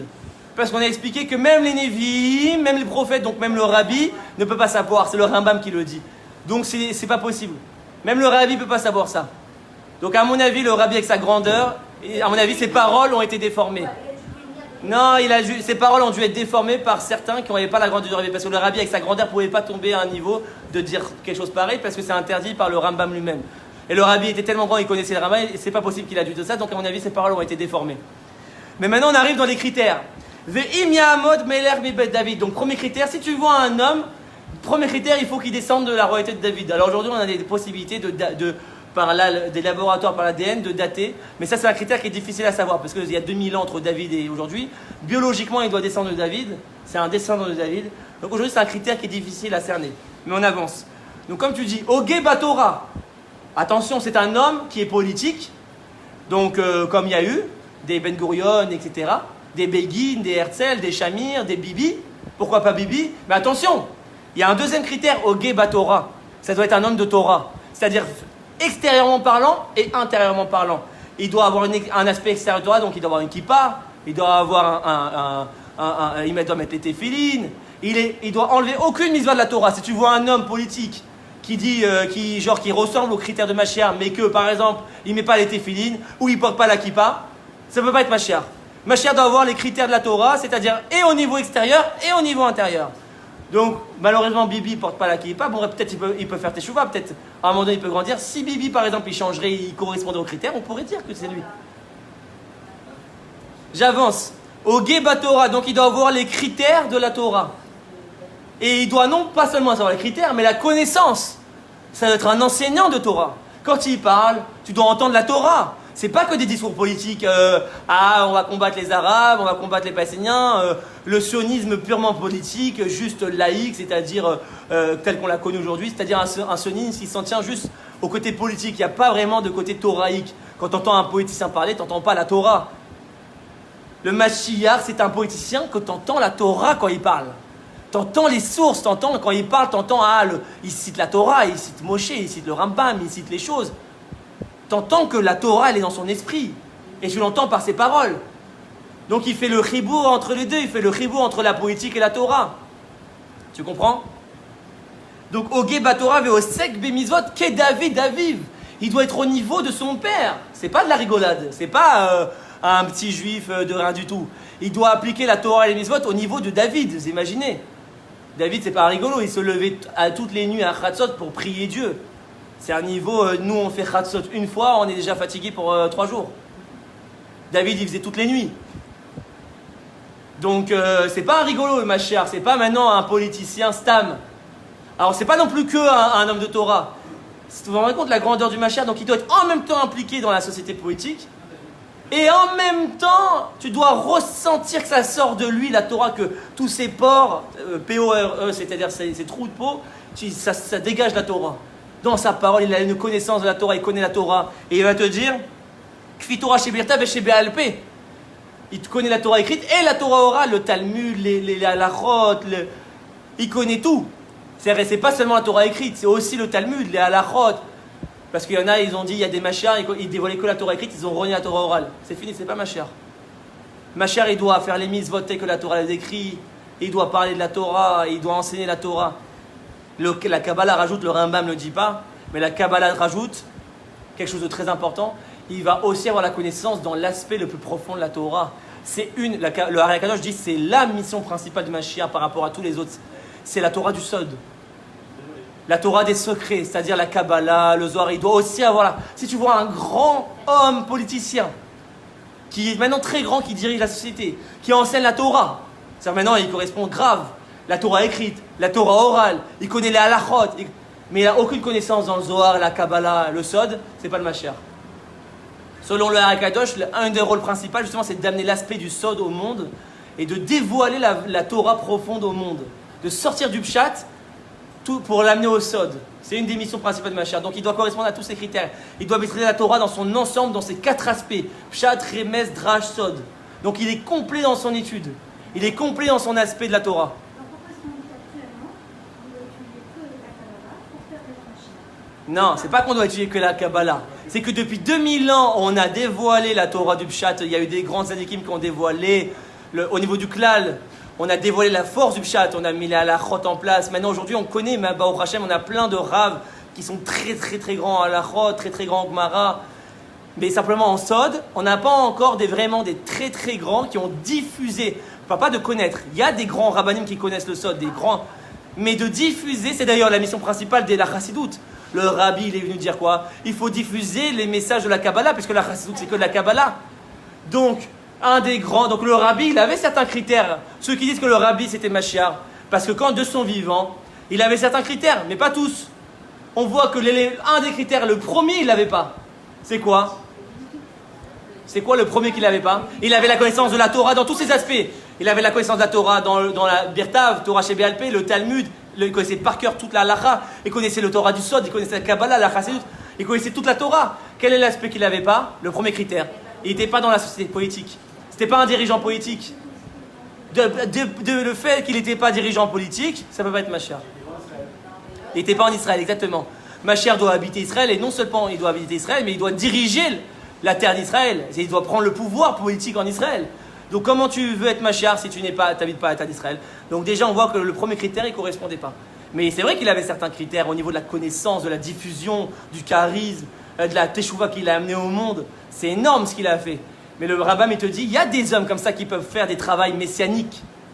Mais celui qui est le Mashiach, il faut qu'il ait tous les critères. Pas qu'une partie, tous. On continue. Veyakov kol Israël l'elerba ou les chazek bidka. Le Mashiach, il doit, donc ça le rabbi correspondait par exemple, renforcer le peuple, parce que quelqu'un qui est politique, qui a la Torah, etc., mais que le peuple ne l'écoute pas, Ça marche pas, il n'y a pas de lien. C'est pas Mashiach. Mashiach, le peuple doit l'aimer. Le Mashiach doit le peuple, au moins la majorité, parce que 100% c'est impossible. Même Moshe, il a ramené qu'un cinquième. Mais au moins, Rovo Kekulo, comme a dit l'Agmara, la majorité, c'est comme la totalité. Il faut que la majorité du peuple aime le Mashiach, s'identifie au Mashiach, se lie à lui, veut le suivre, aime ses idées, et que sa Torah leur parle, qu'ils font teshuva, que même les plus grands chilonim de Tel Aviv, qui sont anti-religieux à mort, qui veulent détruire la religion, que eux, grâce au Mashiach, va faire teshuva. Le rôle de Mashiach, c'est de leur faire teshuva. Si cet homme-là, il n'a pas cette capacité, les gens ne l'écoutent pas, il fait teshuva à personne, alors c'est pas Mashiach. Mashiach, il doit aussi amener cette teshuva au niveau du peuple. Moi, je dirais surtout que quand il verra les paroles, ça rentrera directement dans le cœur de chacun. C'est pas sinon. De chacun, non, parce que comme on a dit, la totalité n'est pas possible. On n'est pas dans le transcendantal, il n'y a pas de magie. Tu ne peux pas convaincre maintenant 100%, il y a tout. La nature humaine, c'est l'opposition. Donc, il faut la majorité. Rovo Kekulo. Le Mashiach, il va convaincre la majorité. Il y a une partie qui ne va pas le suivre. Hein. Il y a une partie qui va lui jeter des pierres et des tomates et qui va vouloir le tuer. C'est écrit qu'il y aura des rebelles contre Mashiach. Que ce soit chez les juifs et chez les non-juifs. Même chez les juifs, il y aura des rebelles contre Mashiach. Il ne pourra pas convaincre tout le monde. Mashiach, il va faire avancer la majorité du peuple vers le chemin de la Torah. Veilachem milchamot Hashem. Un autre critère, ce sera un guerrier. Il va faire les guerres de Dieu. C'est un Ramatkal, c'est un chef d'armée, le Mashiach. Donc ça correspond au fait que c'est un chef politique. Parce que quand tu es chef politique, tu es forcément chef militaire. Tu prends des décisions d'armée. Donc tu décides de faire des guerres. Hein? Pas d'accord avec les Arabes, exactement. Ça, par exemple, c'est pourquoi Bibi ne peut pas l'être. Parce que malheureusement, c'est interdit de faire un accord. Altikrot Brit. Donner des terres, c'est interdit. Un dirigeant qui donne une terre, c'est fini. Par exemple, Sharon, on a cru un moment. Moi, je veux dire, à l'époque, il y a des gens qui croyaient que Sharon était Mashiach. Dès qu'il a fait Gush Katif, c'est mort, c'est fini.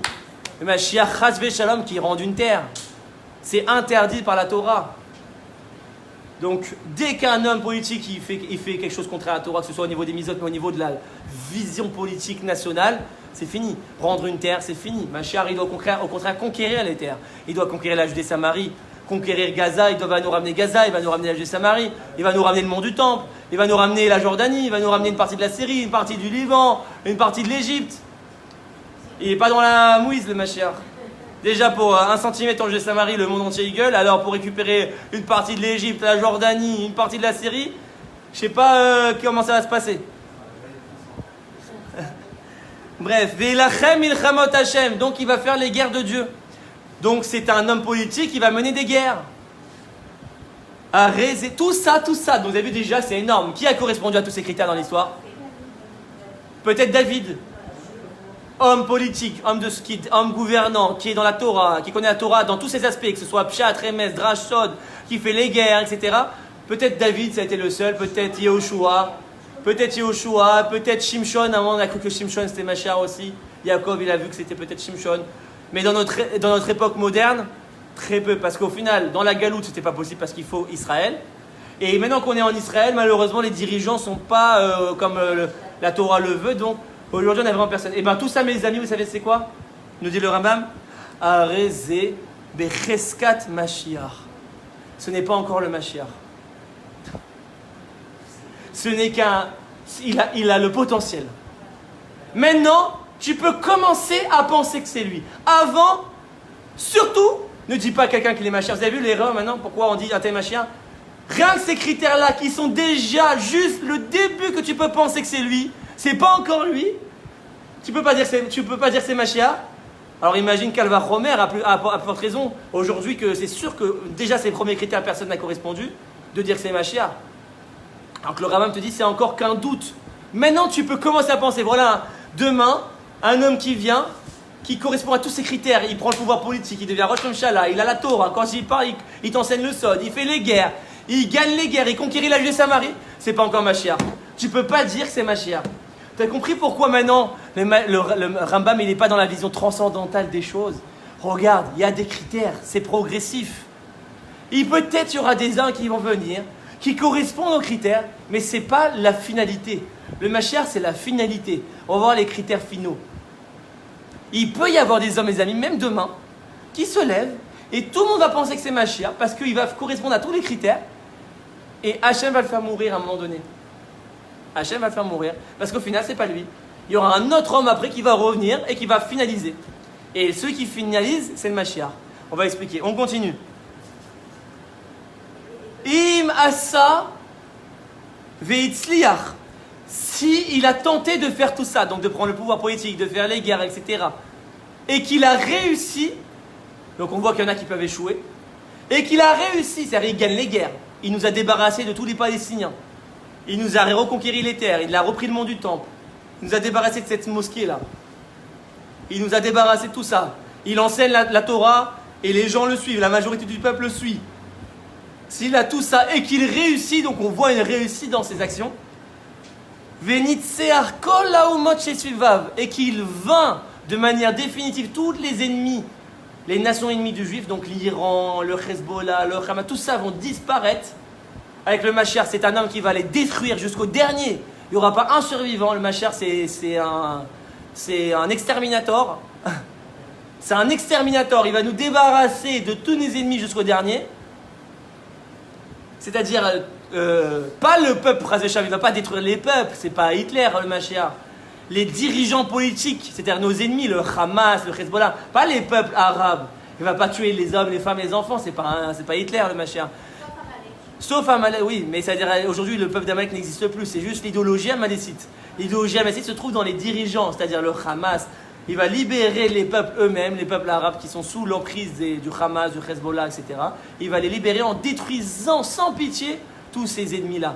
Bezrat Hashem, amen, que ça arrive très bientôt. Il va nous débarrasser jusqu'au dernier de nos ennemis.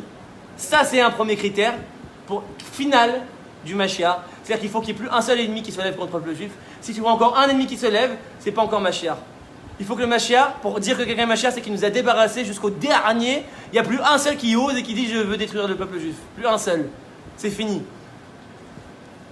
Ou Bana Migdash Bimkomo, et qu'il a reconstruit le temple, ce qui n'est pas le cas aujourd'hui. S'il a reconstruit le temple, deuxième critère final, si tu vois un homme, alors aujourd'hui on a encore la conception transcendantale, le temple il va descendre du ciel. Oui, il y a une source qui dit, faut pas. En fait, il y a une source qui dit, le Midrash Tantruma, qui est rapporté par Rashi et Tosfot dans une Gemara, dit Bet Hamikdash Ashlishi Ibane Bide Shamaim. Le troisième temple va se construire par les mains du ciel.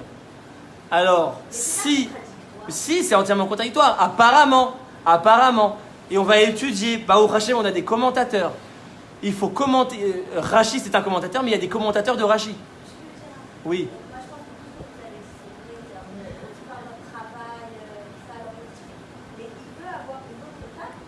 Non, alors ça c'est une étape après Mashiach, on va en parler à la fin. Il faut dissocier Mashiach et Triat HaMetim.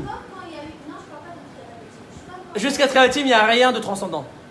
C'est Triat HaMetim la première chose transcendante dans le monde, la résurrection des morts. Et il y a au moins 4-5 générations entre Mashiach et Triat HaMetim. Il y a le Mashiach, il va mourir, son fils va reprendre la royauté, son petit-fils va reprendre la royauté, c'est dans le Rambam, dans son commentaire de la Mishnah, il dit comme ça. Il va mourir le Mashiach, il n'y aura pas encore la disparition de la mort, il y aura au moins 400 générations, jusqu'à la première transcendance du monde, où là le monde va passer à une vraie étape supérieure transcendante, c'est Triat HaMetim. Il n'y aura pas encore un Mahamad d'Arsenal. Non. Alors je reprends. Ça veut dire quoi? Là le Rambam il est opposé à la conception du Beth Amikdash, parce qu'il dit le Mashiach par sa main va construire le temple. Donc c'est opposé au fait que ça descende du ciel. Le Rambam dit Bana Migdash Bimkomo. Et il doit construire le temple. Alors on explique. Le Tiferet Israël, qui est un des commentateurs de Rashi, il dit Divrei Agada. Quand on dit que le Beth Amikdash va être construit par les mains du ciel, c'est une métaphore. C'est pas à prendre à la lettre. C'est pas maintenant qu'il y a une soucoupe volante qui va descendre du ciel et qui va s'installer comme ça. Arrêtez d'être des enfants. Arrêtez de rêver et de dire ah la petite souris vient me prendre ma dent. On sait très bien qu'il n'y a pas de petite souris. C'est des images, tout ça. La Torah, elle est un langage métaphorique.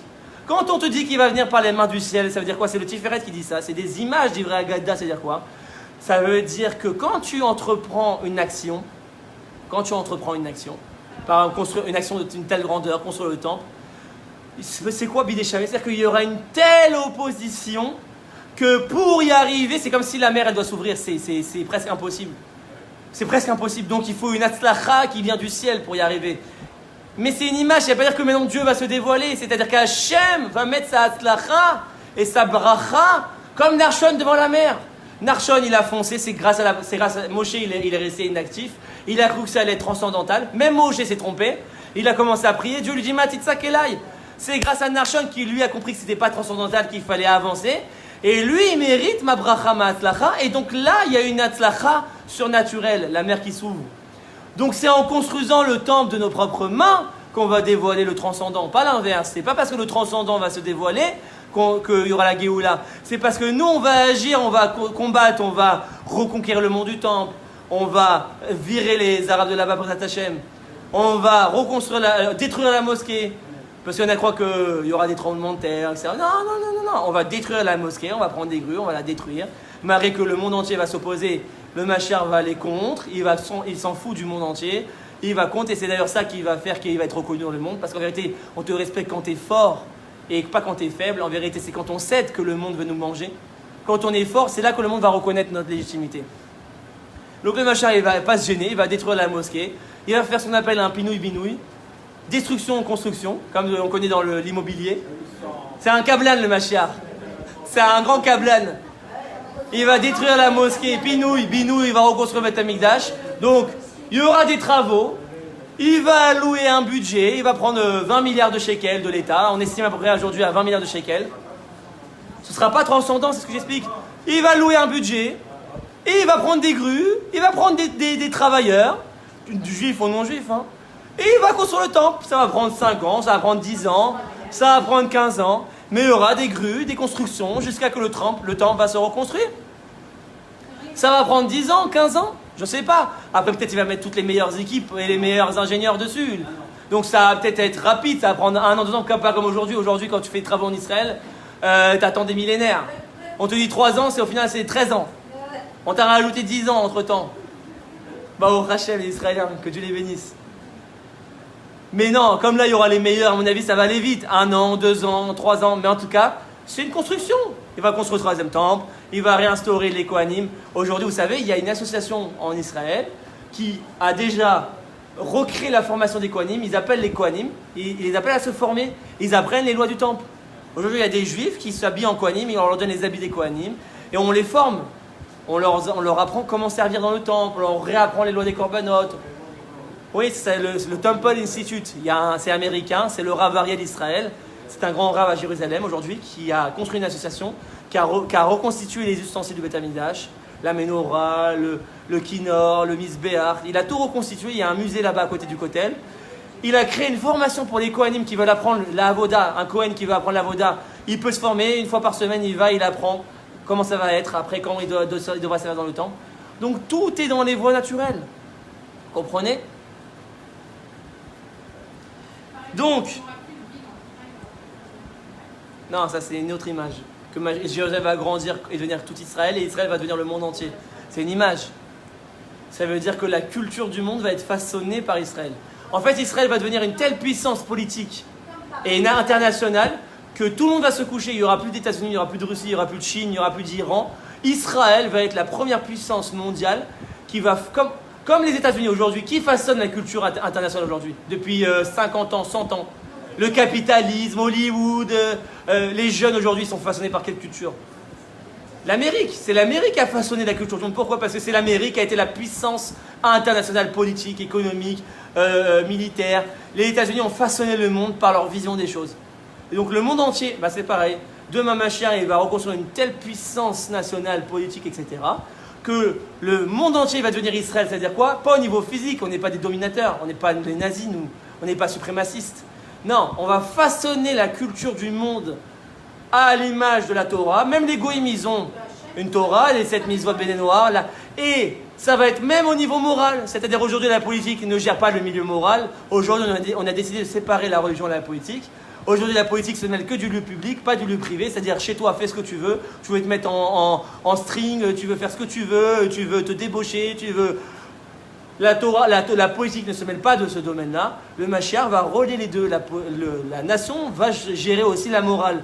C'est-à-dire que la culture internationale va être imprégnée de la morale de la Torah. Alors tu vas me dire, ouais, c'est horrible, c'est l'Iran, on va nous imposer des choses. Non, tout va se faire par l'amour des choses. Le Mashiach ne va jamais imposer des choses. C'est le Mashiach par sa puissance, il va convaincre les gens, comme on l'a dit, à le suivre. Mais ça veut dire que la société et le politique va élever la morale. C'est pour ça que le Mashiach, il va façonner la morale du monde. Il va apprendre aux gens à s'éduquer, c'est tout. À se prendre en main au niveau moral, au niveau spirituel. Aujourd'hui, on dit il est interdit d'interdire, on fait ce qu'on veut. Et donc, ça donne tout et n'importe quoi. Aujourd'hui, c'est la cacophonie, c'est l'anarchie totale. Chacun fait ce qu'il veut, il n'y a plus d'ordre, il n'y a plus rien. C'est la destruction, c'est la guerre civile. Dans plusieurs pays aujourd'hui, c'est la guerre civile. Parce qu'il n'y a plus d'ordre, il n'y a plus de loi. On a interdit d'interdire. Et donc, ça détruit les sociétés. La Gemara a dit s'il n'y a pas de loi, les hommes, ils se mangent entre eux. Ils se mangent entre eux. La loi, elle améliore l'homme. La règle, elle améliore l'homme. Alors nous, à première vue, on l'aperçoit comme une imposition. Mais en vérité, quand tu comprends la règle, au contraire, tu es content de la faire.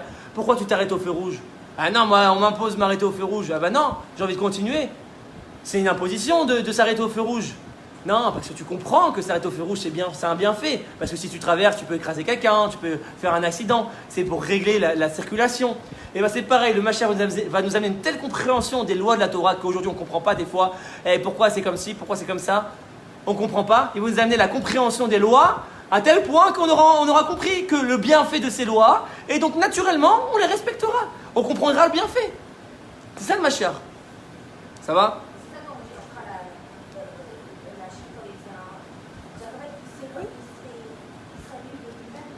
Voilà, c'est-à-dire qu'on va améliorer les mœurs, améliorer les sociétés, améliorer la morale. Et petit à petit, le Yetzirah va s'affiner, il ne va jamais disparaître. Quand on dit qu'il va faire la Shrita au Yetzirah, il ne va jamais disparaître totalement. C'est très important à comprendre parce que si le Yetzirah disparaît, qui disparaît avec? Le monde, l'homme. Le Yetzirah assure l'existence de... bien sûr, le Yetzirah assure l'existence de l'être humain, puisque si il n'y a plus d'Yetzirah, on devient que Tov et on brûle. C'est pas possible. Donc c'est pas que le Yetzirah disparaît, c'est que le Yetzirah s'affine. D'ailleurs, le Zohar HaKadosh, je le dis, même après Mashiach, il y aura encore le plus grand Yetzirah qui va tenir, c'est quoi? C'est la débauche. C'est Gilui Arayot, c'est-à-dire le problème de sexualité. Même après Mashiach, il y aura encore des problèmes de débauche. C'est les mœurs les plus difficiles à assainir. C'est la débauche. Parce que c'est le plus grand Yetzirah de l'homme. C'est le Yetzirah le plus difficile à assainir. C'est le Yetzirah le plus fort de l'homme, c'est tout ce qui est sexuel. Mais c'est ce que dépasse le plus. Bien sûr. Bon, on avance.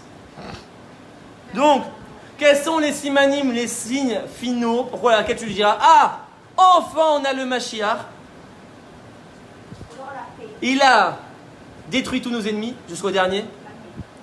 Il a construit le temple.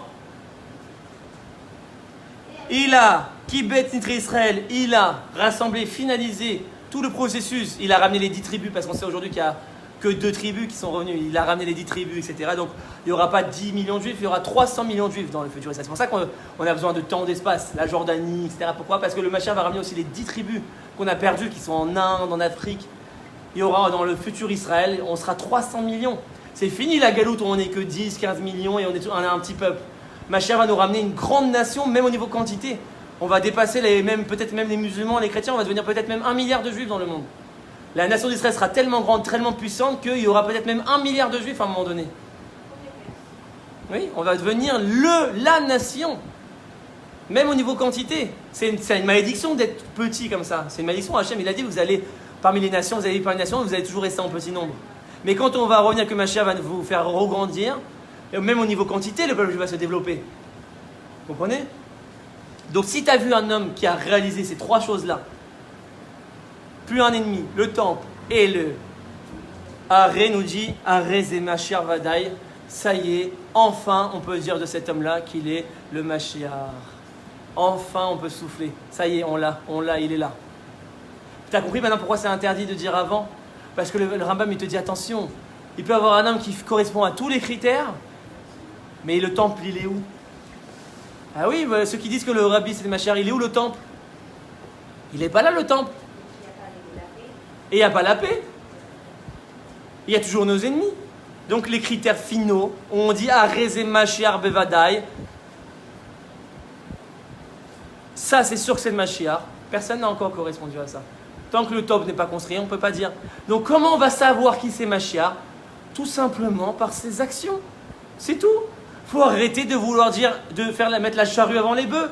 Pourquoi tu veux déterminer que quelqu'un est Mashiach s'il n'a pas encore réussi les actions de Mashiach? Ne mets pas la charrue avant les bœufs. Comment on va savoir qui c'est ma charrue? Je ne cherche pas à savoir, te dit le Rambam. On s'en fout. Je cherche pas à savoir. Quand tu verras ces critères-là, je t'ai donné les critères, tu pourras dire que c'est lui. Une fois que il y aura un dirigeant politique qui va faire tout ça, tous les rabbinis vont se réunir, ils vont faire une décision, ils vont dire voici notre Mashiach et il est reconnu. Alors on avance, on arrive à ça. Très bonne question. On arrive à ça. On arrive à ça. Donc maintenant on a compris quelque chose d'essentiel mes amis. D'essentiel. C'est que on a cassé toutes les conceptions du Mashiach tel qu'on l'a conçu. Et j'espère que ça vous, au contraire, ça vous rassure dans vos cœurs. Pourquoi? Pourquoi? Parce que on comprend maintenant pourquoi il ne vient pas encore. On comprend parce que toutes ces conceptions de Mashiach va venir à Pessah et tout, vous avez compris pourquoi c'est impossible? Parce que ça peut prendre 30 ans, c'est un processus. Ça peut prendre 20 ans, ça peut prendre 10 ans, je ne sais pas, c'est pas linéaire, ça peut aller vite. Mais c'est pas du jour au lendemain. Le temps qu'ils montent, le temps qu'ils prennent le pouvoir, le temps qu'ils chassent nos ennemis, le temps qu'ils construisent le temple. Hata, comme on dit. Non, mais ça peut être Pitom. Non, justement, c'est pas Pitom. C'est le contraire de l'Eliatzit Mitzrayim. Mais là, on va répondre à la question la plus fondamentale. Pourquoi Hachem, alors, il a envoyé une Yetzia transcendantale, une sortie d'Égypte transcendantale? Pourquoi? Et ça, c'est rejoint un autre cours que j'ai fait pour ceux qui n'étaient pas là. Hachem ne voulait pas. Il ne devait pas envoyer de sortie d'Égypte, Hachem. Oui. C'est le secret que Rashi nous dit à la création. Quand Dieu il a créé le monde par Elohim, qu'est-ce que dit Rashi? Pourquoi il n'a pas créé avec Yud Ki Vav Ke, le nom transcendantal? Il a vu, qu'est-ce que dit Rashi? Racha olam enecha yachol et kayem, eno yachol et kayem. Il a vu que le monde n'avait pas le niveau d'être au niveau de Elohim. Alors, il a amené le transcendantal pour faire survivre. Voilà. Si le peuple juif s'était pris en main et avait voulu sortir d'Égypte, il n'y aurait pas eu besoin de Moshe Rabbeinu. C'est parce qu'on s'est enfermé dans la galoute d'Égypte et qu'on n'avait plus aucun espoir qu'on arrivait, qu'on appelle dans la Kabbalah les 49 portes de Touma, d'impureté, que Hachem a dû envoyer une Géoula transcendantale pour nous sauver, nous faire survivre, parce que si on disparaît, il n'y a plus de projet. Donc il est obligé de nous faire survivre. Et donc, vu que ça ne peut plus passer par la voie naturelle, il est obligé d'envoyer une Géoula surnaturelle. Mais chas shalom, de croire que c'était bien. Baruch Hashem, on a Rashi, le meilleur commentateur de la Torah, et il dit quoi quand le Yud Ki Vav Ke se dévoile à Moshe, qui dit Moshe, je me dévoile en toi en tant que Yud Ki Vav Ke, qu'est-ce que je n'ai pas dévoilé au Père? Alors tout le monde interprète comment? Waouh, Moshe a dévoilé le Yud Ki Vav Ke. Non. Hachem, il dit quoi? Rashi sur place. Ani mitonen al mitat avot. Je pleure la mort des pères. Pourquoi? Mais oui, ils ne se plaignaient pas, ils n'avaient pas besoin de transcendant. Comme ça, c'est dans le langage de Rashi. Emlo bikshu shemi veata bigashta ma shemecha. Eux, ils m'ont pas demandé c'est quoi mon nom transcendantal, le Yud Ki Vav Ke. Ça veut dire quoi? Ils n'ont pas eu besoin du Yud Ki Vav Ke. Donc c'est l'inverse, c'est pas extraordinaire. Hachem, il veut le contraire du transcendant. Hachem, il veut par la nature, par la voie des choses. C'est pour ça qu'il dit je pleure la mort des pères, parce que eux, c'était des gens extraordinaires. Ils se prenaient en main. C'est quoi la différence entre Abraham et Noach? Je nous dis. Pourquoi Noach, et si on l'avait mis dans la génération d'Abraham, on l'aurait même pas vu? C'est exactement ça. Noach, il attendait là, il était passif. Et à Abraham, il y a écrit que Dieu, il y a écrit que Noach, il allait après Dieu. Et il y a écrit que Dieu allait après Abraham. C'est-à-dire qu'Abraham, il était tellement dans l'initiative, dans l'action, que Dieu le suivait. Non! Il faut tout faire pour initier le Mashiach. On va expliquer c'est quoi concrètement. C'est ça qui va dévoiler le Elohim. Donc il pleure la mort des pères. Maintenant, Moshe, il dévoile le Yud Ki Vav Ke parce que maintenant je suis obligé. Sinon, ils vont mourir en Égypte. Vous avez compris maintenant? Mais c'est pour ça que la terre d'Israël est si importante, mes amis. Pourquoi je ne peux pas être juif en France? Pourquoi je ne peux pas être juif aux États-Unis? Pourquoi je ne peux pas être juif? Pourquoi la terre d'Israël c'est important? Parce que la terre d'Israël me détache du transcendantal. Quel nom se dévoile en terre d'Israël? Elohim, je le dis à tous mes cours, je le répète à tous mes cours. Le désert, on avait la manne qui tombe du ciel, le Yudki Vavke, les miracles, etc. C'est ça la faute des explorateurs. Et Eretz Israël, tout est dans la nature maintenant. Fini la manne qui descend du ciel, tu vas travailler la terre. Fini les Hananekavod qui te protègent, maintenant tu vas faire les guerres. C'est pour ça que les explorateurs qui étaient des très grands tzadikim n'ont pas voulu rentrer, parce qu'ils s'étaient habitués au modèle Yudke Vavke qui était le modèle de Moshe, et le modèle de Yehoshua qui est maintenant de faire les guerres, le modèle de David, ils ont refusé. Et d'où on apprend, on a dit, la Gemara qui dit que tout juif qui habite en dehors de la terre, c'est celui qui n'a pas de Dieu. Kol Yehudi shegar bechusta domekemi she'en lo Eloka. La Mesechet Tuvot, Page 11 a dit, tout celui qui habite en Chut Laretz, c'est comme s'il n'avait pas de Dieu. Alors quoi, le Rabbi n'avait pas de Dieu? Alors quoi, Rachid n'avait pas de Dieu? Non, Elo Eloka, il n'est pas lié à Elohim. C'est la dimension Elohim qui se dévoile en Eretz Israël, parce que la tête d'Israël t'apprend à être un homme. Il n'y a plus de miracle, et à te connaître, et à avancer, et à agir, et à te battre, pour toi dévoiler la dimension divine, et non pas que la dimension divine te dévoile. Ça va? C'est pour ça que la terre d'Israël est si importante. Ça va? Il est enregistré sur Facebook. D'accord, mais si Dieu veut qu'on mette trop de temps à agir et que les nations, elles ne veulent pas s'occuper, elles veulent pas, elles sont têtues. Elles sont têtues. On ne va pas se faire taire. C'est pour ça que il y a un Ben Yoyada, c'est un commentateur de la Gemara, qui nous dit, d'ailleurs il dit explicitement que le Beth Amikdash va être construit avant la Mashiach. Et il le dit dans ses commentaires sur la Gemara Brachot, page 3. Il dit, tu apprends des 3 simanim. Pour ceux qui connaissent la Gemara, je vais rapidement. Il y a la nuit est divisée en 3 gardes. Il y a 3 simanim. La première garde, c'est le Chamor qui est Noer, c'est l'âne qui braille. Ensuite, il y a le chien qui aboie, c'est le 2e siman. Et le 3e siman, c'est la femme qui discute avec son mari. L'enfant qui boit du lait de sa mère et la femme qui discute avec son mari. Les femmes, elles adorent vers 5h du matin comme ça, parler avec leur mari, leur faire toute le... C'est dans la nature de la femme. donc, il te dit, de là t'apprends quoi? Ça fait allusion aux 3 Beth Amikdash. Le Chamor Kenoa, c'est le premier Beth Amikdash, le Kelev Ketzoek, c'est le 2e Beth Amikdash, et le fait que la femme discute avec son mari, c'est le 3e Beth Amikdash. De là t'apprends qu'il fait encore nuit. C'est-à-dire que c'est pas encore la Géoula, la 3e Beth Amikdash va être construite alors qu'il fait encore nuit. C'est-à-dire qu'en fait le Beth Amikdash va être construit avant Mashiach. Alors on va expliquer. Amen.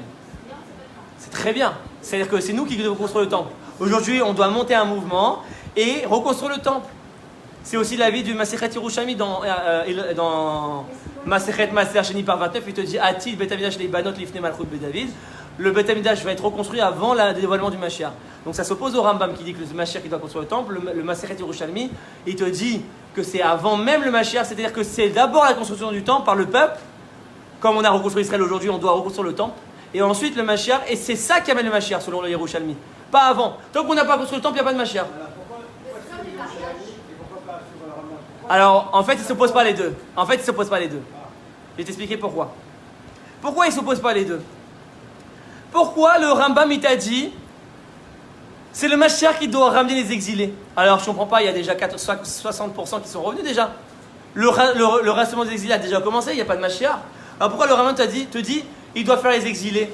Et il y en a qui prennent à la lettre, ils te disent vu que c'est le Mashiach qui doit faire les exilés, interdit de faire l'Alia. Il y a des discours comme ça chez les Torah Karta, chez les orthodoxes. Et ils restent à New York ou en France ou en Australie, pourquoi? Non, le Rambam a dit Mashiach doit faire le rassemblement des exilés. Interdit de monter en Israël. Donc c'est pour ça que je dis que ça ne s'oppose pas. Pourquoi? Parce que quelle est l'erreur d'interprétation? C'est qu'ils n'ont pas le commentaire principal qui dit un principe fondamental dans la Torah. C'est là un Midrash qui le dit, et c'est amené par une Gemara aussi. Mitzvah al Shem Gomra. C'est un principe fondamental dans la Torah, dans toute la vie, pas que pour ce sujet-là. Une mitzvah est attribuée qu'à celui qui la termine. C'est-à-dire maintenant, si tu organises une séouda et qu'il y a une personne, elle vient, tu lui donnes le paquet de chips et tu le poses, et qu'elle le pose, c'est le dernier paquet de chips, toute la séouda elle est attribuée à lui, tout le mérite à lui. Parce qu'il a fait 1% qui a complété les 100%. Tant que tu as fait 89%, tu n'as pas complété la mitzvah, donc le mérite n'est pas encore réel. Le vrai mérite, c'est celui qui finit. C'est un principe fondamental dans la Torah. Il faut être le terminateur. Ça ne se dit pas en français, je sais, mais vous avez compris. celui qui termine. Et bien pareil ici en fait, c'est pas que quand le rabbin dit, c'est pas que tu peux pas commencer le kibbutz galouyot, c'est que le Mashiach va venir finaliser. C'est-à-dire que même s'il rassemble, il amène le dernier chinois converti de la 10e tribu, si c'est lui qui l'a ramené, tu peux dire Mashiach a fait le kibbutz galouyot. T'as compris? Si t'as... Non, c'est pas un converti de Mashiach. Le rabbin me dit, il vient, non. Le Mashiach il descend de David. Sa mère doit être juive au Mashiach. Ça ne veut pas dire que les convertis sont mauvais, Chas Shalom. Les convertis sont des très grands. Simplement, pour être Mashiach, un converti ne peut pas être Mashiach. Donc, je reviens au principe. Comment tu peux concilier le Masechet Yerushalmi qui te dit on va construire le temple avant Mashiach et le Mashiach, le Rambam qui dit Mashiach doit faire la construction du temple? Très simple, grâce à ce principe. En fait, le peuple va reconstruire le temple et le Mashiach va venir finaliser le temple, il va amener les dernières retouches parce qu'on sait qu'il y a des retouches spéciales qui sont différentes des deux premiers et second temples. Par exemple, on va mettre du fer dans le premier temple, le deuxième temple il n'y avait pas de fer, il n'y avait pas de barzel. Dans le troisième temple, il y aura certaines choses qui sont faites en fer. Il y a des détails comme ça que seul le Mashiach a la connaissance et c'est lui qui va venir finaliser. Oh. Dans les prophètes, dans les Écrits, tous les plans pour s'enfuir près, on a tout pour reconstruire le temple aujourd'hui. On a tout pour reconstruire le troisième temple. Ça ne dépend que de notre volonté politique. C'est tout. Il ne va pas descendre du ciel. Demain, voilà, je vous donne un exemple. Prenez Bibi. Imaginons, je ne sais pas par quel miracle, vous écoutez, Bibi demain, il met une kippa.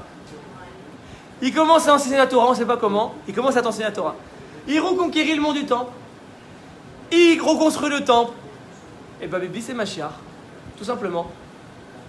Chaque homme vivant qui ressemble et qui amène à ces critères-là, s'il y arrive, c'est Mashiach. Non, mais si du jour au lendemain, tu l'entends Bibi, il te commence à te parler de Kabbalah, de ça, de...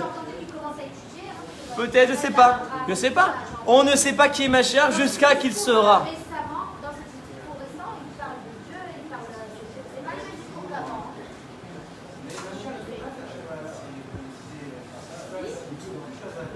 Évidemment qu'il fait Shabbat le Mashiach, c'est impossible.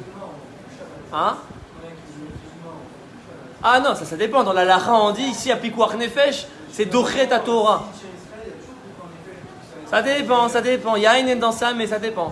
Pas tout le temps. Que dans les situations d'urgence. Donc, on continue. C'est une erreur. Mais c'est une erreur, oui. C'est une erreur. Toutes les générations se sont trompées. Parce que comme on était en galoute, on avait un esprit de galoute.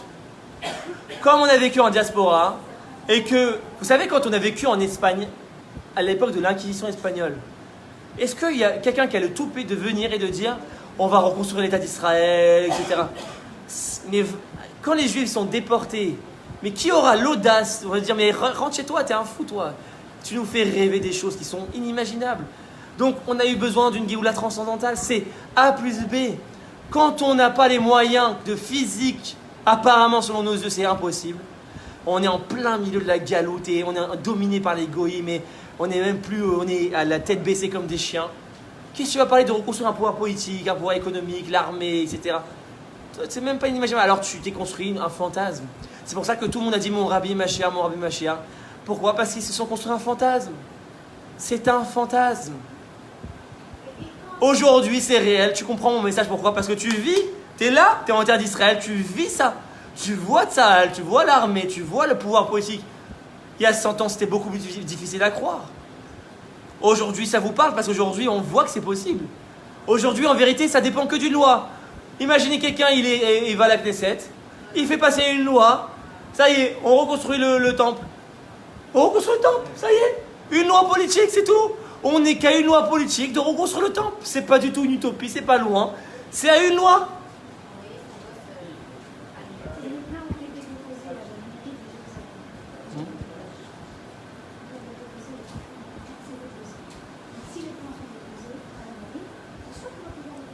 Oui, mais aujourd'hui on est empêché par le côté politique qui est laïque et qui n'est pas mêlé par les sujets de Torah et qui veut empêcher. C'est quand tu montes sur le mont du temple, on t'empêche de prier, etc. Parce que malheureusement, l'État d'Israël aujourd'hui a des politiques parfois anti-religieuses. Et il y a le côté des religieux qui, eux, t'interdisent de monter au mont du temple. qui pensent que la Géoula est transcendantale, parce que si tu interdis le montement du temple, forcément tu es obligé de croire que la Géoula est transcendantale, parce que sinon comment tu vas construire le temple si tu ne montes pas sur le lieu lui-même? Si c'est interdit de monter, il faut rester prier devant le kotel.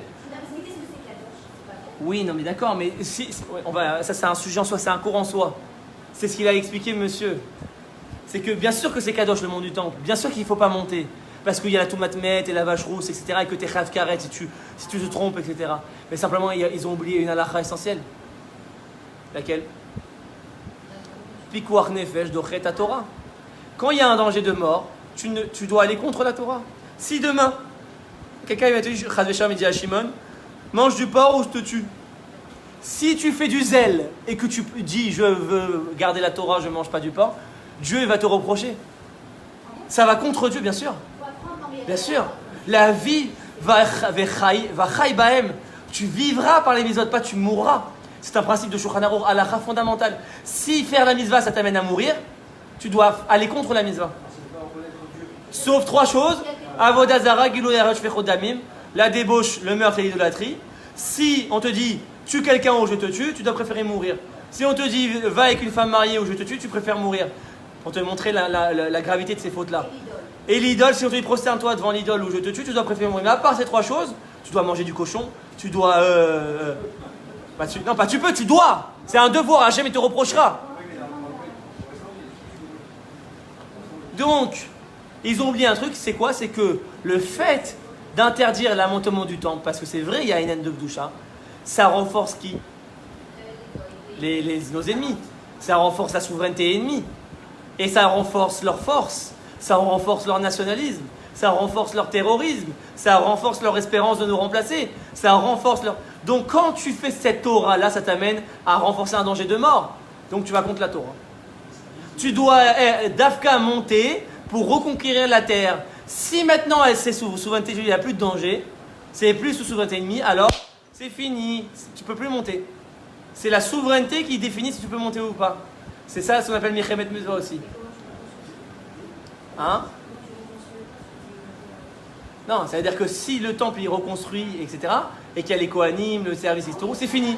Tu ne peux plus remonter. Il faut que tu te purifies, il faut qu'on ait la vache rousse qui purifie la... Sinon, tu ne peux pas faire les corbanotes, etc. Là, la halakha revient à sa normale. Mais là, aujourd'hui, on n'est pas en situation normale. Aujourd'hui, qui c'est qui domine le monde du temple? C'est nos ennemis. C'est comme dans les années 30, quand il y a eu un fou furieux qui s'est levé, qui a dit on va exterminer tous les juifs. Personne ne l'a pris au sérieux, ils sont restés, etc. Ils n'ont pas pris au sérieux. Il y avait Pikuach Nefesh. Et ils ont dit on va continuer à faire la Torah en Pologne, etc. Chaz v'shalom, ça a mené où? Si on avait fait l'Alia, on n'avait pas interdit l'Alia, parce qu'ils ont dit c'est interdit de faire l'Alia, parce que c'est le sionisme, il est laïque, c'est hérétique. Si les gens avaient fait l'Alia, beaucoup de juifs auraient pu être sauvés. Beaucoup de juifs auraient pu être sauvés. Parce qu'ils n'ont pas pris en compte le Nyan de Pikuach Nefesh. Parce qu'ils n'ont pas pris au sérieux. Ah non, il y a un fou qui se lève, bon, il dit qu'il faut tuer tous les juifs, mais c'est un rigolo. Aujourd'hui, il est suivi par ses pecnos. Prends au sérieux. Prends au sérieux le Pikuach Nefesh. Prends au sérieux. Quand ton ennemi dit qu'il veut te tuer, c'est pas la rigolade. Quand le Khamenei, le chef de l'Iran, il te dit je vais envoyer une bombe atomique sur Israël, c'est pas de la rigolade. Le mec, il est prêt à le faire.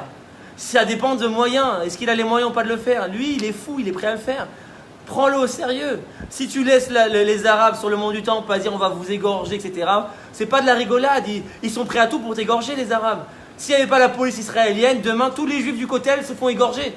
Les Arabes viennent et ils égorgent tout le monde. Donc prends pas la rigolade sur le Pikuach Nefesh. Tu leur laisses la domination du mont du Temple, tu renforces le Pikuach Nefesh, donc tu vas contre la Torah.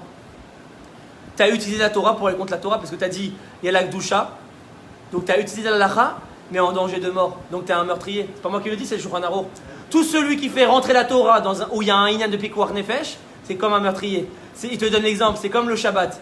Si quelqu'un il est malade ou tu as un ennemi le Shabbat, il te dit le Shulchan Aruch, Mishe Shoel Arez et Shofer Damim. Celui qui ne se précipite pas pour transgresser Shabbat, prendre la voiture, aller amener ce malade à l'hôpital, tu le laisses dans un danger de mort. Au nom du Shabbat, parce que genre on va attendre dimanche, parce qu'aujourd'hui c'est Shabbat, on ne peut pas prendre la voiture, tu es un meurtrier. Comme ça dit Shulchan Aruch, Arez Shofer Damim, tu es comme un meurtrier, parce que tu es en train de renforcer ce danger de Pikuach Nefesh sur lui. Il y a un ennemi qui passe et tu le laisses et tu ne sors pas en guerre contre lui parce que tu dis c'est Shabbat, je sors en guerre que demain parce que je ne vais pas être Mechal Shabbat, tu es comme un meurtrier parce que tu renforces l'ennemi sur toi. Donc quand tu fais rentrer la Torah où il y a un inyan de Pikuach Nefesh, tu vas contre la Torah lui-même. C'est ça, la Torah, c'est la vie. Si quand tu fais la mitzvah, c'est pour mourir, si le fait que je ne monte pas sur le mont du temple, c'est pour renforcer mes ennemis à me tuer, alors tu as inversé les valeurs de la Torah. La Torah, elle doit être faite pour vivre, pas pour mourir. Bref. Donc tout ça pour finir, c'est quoi la conclusion? C'est pour ça qu'il faut monter au mont du temple aujourd'hui. Et j'appelle tous les rabbanim à changer d'avis, Bezrat Hashem, petit à petit. Il y a beaucoup de rabbanim, pas croire que je me lève contre les rabbanim, Chas v'Shalom. Je ne veux pas me lever contre les rabbanim, je ne crée aucune discorde entre Chas v'Shalom. Il y a beaucoup de rabbanim aujourd'hui qui autorisent la montée au mont du temple. Alors c'est vrai, pas encore les grands gdolim.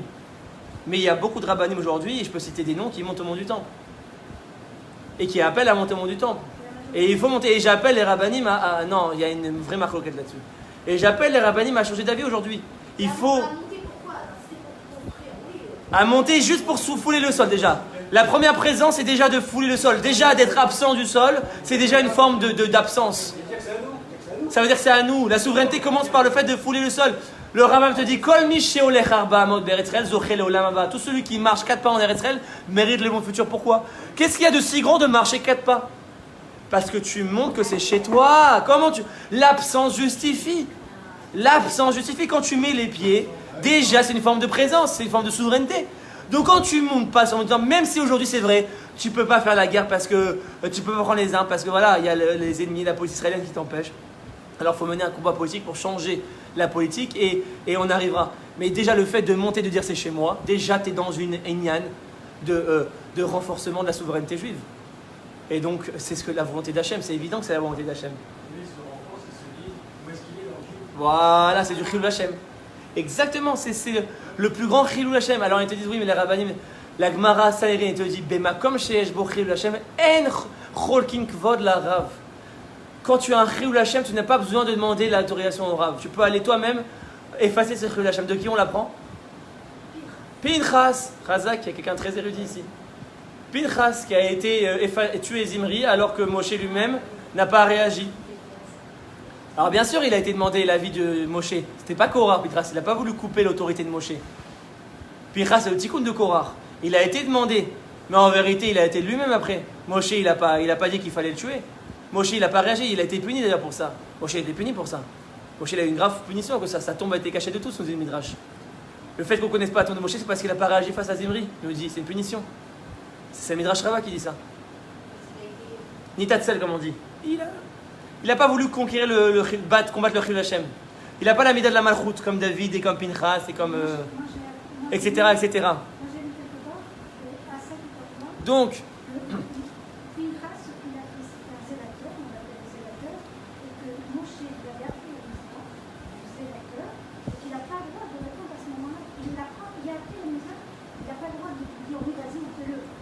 non, il laisse.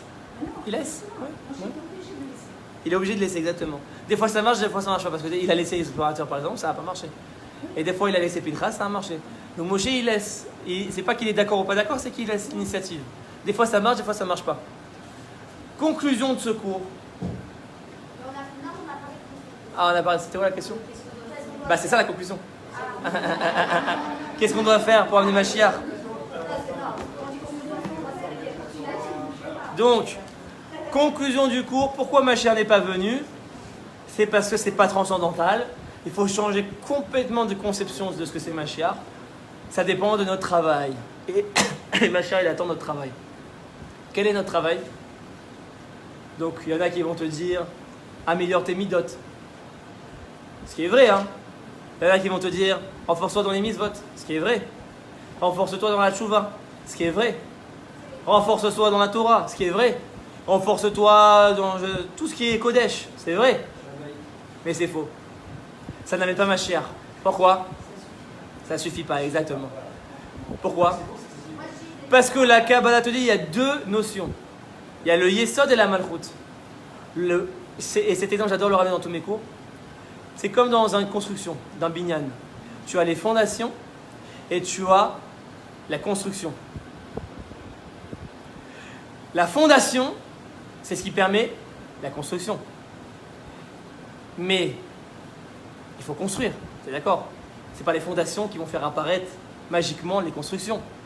Mais si tu construis sans les fondations, qu'est-ce qui se passe? Tout s'écroule. La Torah, les mitzvot, les midot, la Kedusha, tout ce Inyan qu'on connaît jusqu'à aujourd'hui, de se renforcer dans ça, c'est le Yesod. C'est les fondations. Sans ça, toute construction s'écroule. Tu ne peux pas construire et aller vers Mashiach et la Malchut et la construction politique s'il n'y a pas une fondation de Gdusha. Ça va finir par s'écrouler, même si au départ ça marche, à un moment donné c'est limité. Et d'ailleurs même, je vous dis, même le sionisme aujourd'hui, il est limité. On le voit, pourquoi? Parce qu'il n'a pas une fondation de Torah. Il est limité, il ne peut pas aller vers le grand Israël, il ne peut pas aller vers... Ils font des erreurs de jugement, ils reviennent en arrière, ils s'occidentalisent, etc. Pourquoi? Parce qu'à la base, le binyan n'avait pas de yesod de Torah. Donc, le binyan a marché jusqu'à une certaine limite où ça va commencer à s'écrouler. Aujourd'hui, je vous le dis, le sionisme va commencer à s'écrouler parce que d'ici dans les années à venir, c'est la Torah qui va commencer à prendre le pouvoir politique en Israël. Mais ça ne veut pas dire que c'était mauvais, ça a été une étape. Donc, la Torah, c'est le yesod fondamental. Sans Torah, il n'y a aucune construction. Mais à l'inverse, si tu restes que dans la Torah, tu ne construis rien. C'est pour ça que je vous dis, c'est faux de dire que les midot, la mitzvot, tout, tu peux mettre tes tefs tous les jours, tu peux faire ce que tu veux. Le peuple juif, comme on dit souvent, on dit ils font Shabbat. Imaginons que tout le peuple fait Shabbat, comme on dit souvent, on dit ici, ouais, 2 Shabbats de suite et ma chère tout de suite. Encore une fois, on est dans une vision transcendantale des choses. C'est faux, c'est faux. Moi, je dirais qu'il y a 3 choses. Sur les 3 choses, Charles. Hein? Tiens le monde, pas se construit. Tu as compris? Non. Tiens, il faut faire attention au med. Non.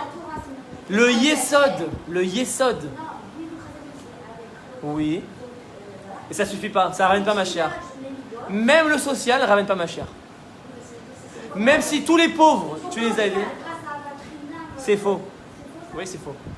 Le Gimilut Rasadim, Avoda, et c'est-à-dire les Tfilot et Torah, c'est sur ça tient le monde. Omed, c'est le Yesod. C'est-à-dire même le social, c'est-à-dire les pauvres, et la mitzvah de réjouir son prochain, de Avatrinam, l'amour, l'unité, ne ramène pas ma chère. Tu peux avoir... Non. Tu maintiens... C'est quoi construire? On arrive à la réponse. C'est quoi construire?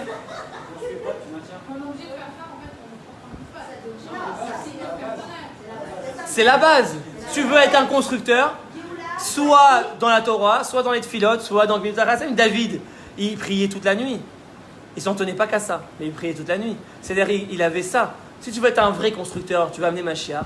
Alors bien sûr, tu dois avoir Gemilut Rasadim, Avoda, Torah. Sans ça, il n'y a rien, il n'y a aucun binyan qui peut tenir. Mais ce n'est pas le binyan. Tu n'amèneras pas Mashiach en te limitant à ses actions. Quelle est l'action qui va concrétiser tout ça? C'est-à-dire, quelle construction? Hein? Hein?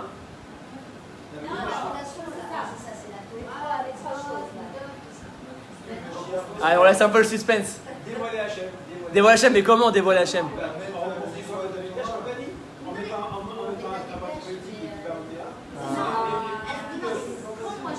Qu'est-ce qu'on a dit depuis tout à l'heure? Non, le Beth Amikdash, la reconstruction du Beth Amikdash, c'est qu'un élément de Mashiach. La politique, Chazak, la politique, dans le bon sens du terme, pas dans le sens justement corrompu, etc. Par l'engagement politique. C'est-à-dire quoi? Comment tu amènes Mashiach? Quand tu amènes la Torah au niveau politique. Pourquoi? C'est très simple à comprendre. Et je donne encore à chaque fois dans mes cours cette image. Tu as une fontaine. Ok? Tu arrives, tu as une fontaine d'eau. En haut de la fontaine, tu as un homme avec une baril de boue qui fait descendre la boue. La boue, elle descend, elle descend. Toi, tu arrives en bas pour te baigner à chaque fois. Donc, en maillot de bain, tu arrives en maillot de sniout, bien sûr, pour te baigner. Et là, c'est quoi le problème? Il y a plein de boue dans la fontaine. Donc, qu'est-ce que tu vas faire? Torah, Tfila, Midot, Gemilut Rasadim. Tu vas travailler la boue. Tu vas changer tes Midot.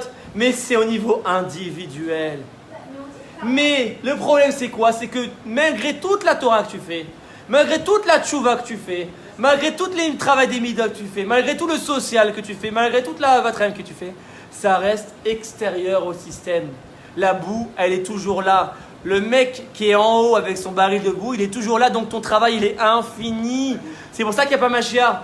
Parce qu'il y a toujours l'impureté, l'influence des réseaux sociaux qui viennent pourrir l'esprit du juif, qui viennent rendre nos enfants impurs, qui les amènent dans une mentalité impure. Tu peux faire, tu vois, regarde, le rabbi il est venu, malgré tout ça, tu as toujours la mafia, tu as toujours la corruption, tu as toujours la débauche, le monde est toujours aussi pourri. Pourtant, le rabbi il est venu, il a dévoilé la tchouva. Eh ben non, le monde il n'a pas changé. Dans son intériorité, il n'y a pas la Géoula. Pourquoi? Parce que le rabbi c'est un travail qui se limite à la Torah, au mitzvot. C'est tout. Il n'y a pas une révolution politique du système, des lois, de la société. C'est dans quelle société je grandis? Le Mashiach va changer la société complètement. Comprenez? Les lois, elles vont changer. Donc, un enfant, il va naître. Il n'y aura plus toute cette boue, c'est fini. Donc, il sera entièrement... Il n'y a plus d'Etserara, il n'y a plus de boue. Le Mashiach, il a détruit l'homme à la source. Le Mashiach, il a attaqué la source comment? La politique. Il n'y a que par la politique que tu peux arriver à changer le monde. Parce que la politique, c'est peut-être pourri aujourd'hui, mais c'est le Kéli qui te permet d'amener la lumière. C'est ce qu'elle te dit la Kabbalah. La Kabbalah te dit quand le monde il a été créé, le Haré Akadosh te révèle un secret extraordinaire. Et je fais finir là-dessus. Le Haré Akadosh te dit,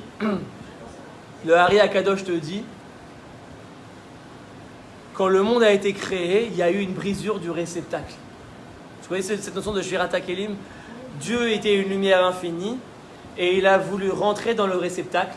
Et le réceptacle n'a pas supporté la lumière, il s'est brisé, donc la lumière en est ressortie. C'est des images, tout ça, bien sûr. Qu'est-ce qui s'est passé? Vu que la lumière est sortie du réceptacle, qu'est-ce qui s'est passé? C'est ce que nous dit la Gemara. Quand Yosef il a été jeté dans le puits, il a écrit Ve'abor rek en bo maïm. Et le puits il est vide et il n'y a pas d'eau. La Gemara te pose la question. S'il est vide, c'est forcé qu'il n'y a pas d'eau. Pourquoi la Gemara te répète? Le verset te répète. S'il est vide, il n'y a pas d'eau. S'il est vide, je sais qu'il n'y a pas d'eau. Non. En bo maïm aval akraché venachashim yeshbo. Il n'y a pas d'eau, mais il y a des scorpions et des serpents. C'est-à-dire quoi? C'est-à-dire que quand le réceptacle est vide, c'est là qu'il amène les forces du mal en lui. Mais en vérité, le but, c'est que le réceptacle soit utilisé pour la lumière. C'est-à-dire quoi? La politique, c'est le réceptacle. C'est les lois, c'est la société qui façonne la société. Aujourd'hui, c'est pourri. Pourquoi? Que parce qu'il n'y a pas de Torah, il n'y a pas de lumière. Mais une fois que tu vas ramener la Torah dans la politique, tu vas nettoyer la politique et tu vas utiliser la politique, c'est-à-dire le réceptacle qui est en vérité le plus haut niveau de purification du monde, puisque tu vas commencer à purifier la société dans son intériorité parce que tu vas changer les lois. Donc tu vas façonner une nouvelle société et tu vas façonner une nouvelle éducation. Les enfants qui vont naître, ils vont aller à l'école avec des nouveaux professeurs qui enseignent des nouvelles choses, des nouveaux concepts. Comme je l'ai dit, la yeshiva et la fac vont se réunir. Il n'y a plus la yeshiva et l'université. Voilà. Donc, comment on amène Mashiach? Par un engagement politique, mes amis. Et le Mashiach attend qu'on s'engage, parce que c'est ce qui s'est passé avec le sionisme. Comment on a eu l'État d'Israël? Grâce à des Juifs. Peut-être qu'il n'y avait pas la religion à l'époque, donc ça fait qu'aujourd'hui ils sont limités, parce qu'ils font un yesod de Torah. Mais malgré tout, ils se sont engagés, ils ont fait les guerres, ils sont venus, ils ont sacrifié tout, ils ont mangé de la caillasse, ils ont mangé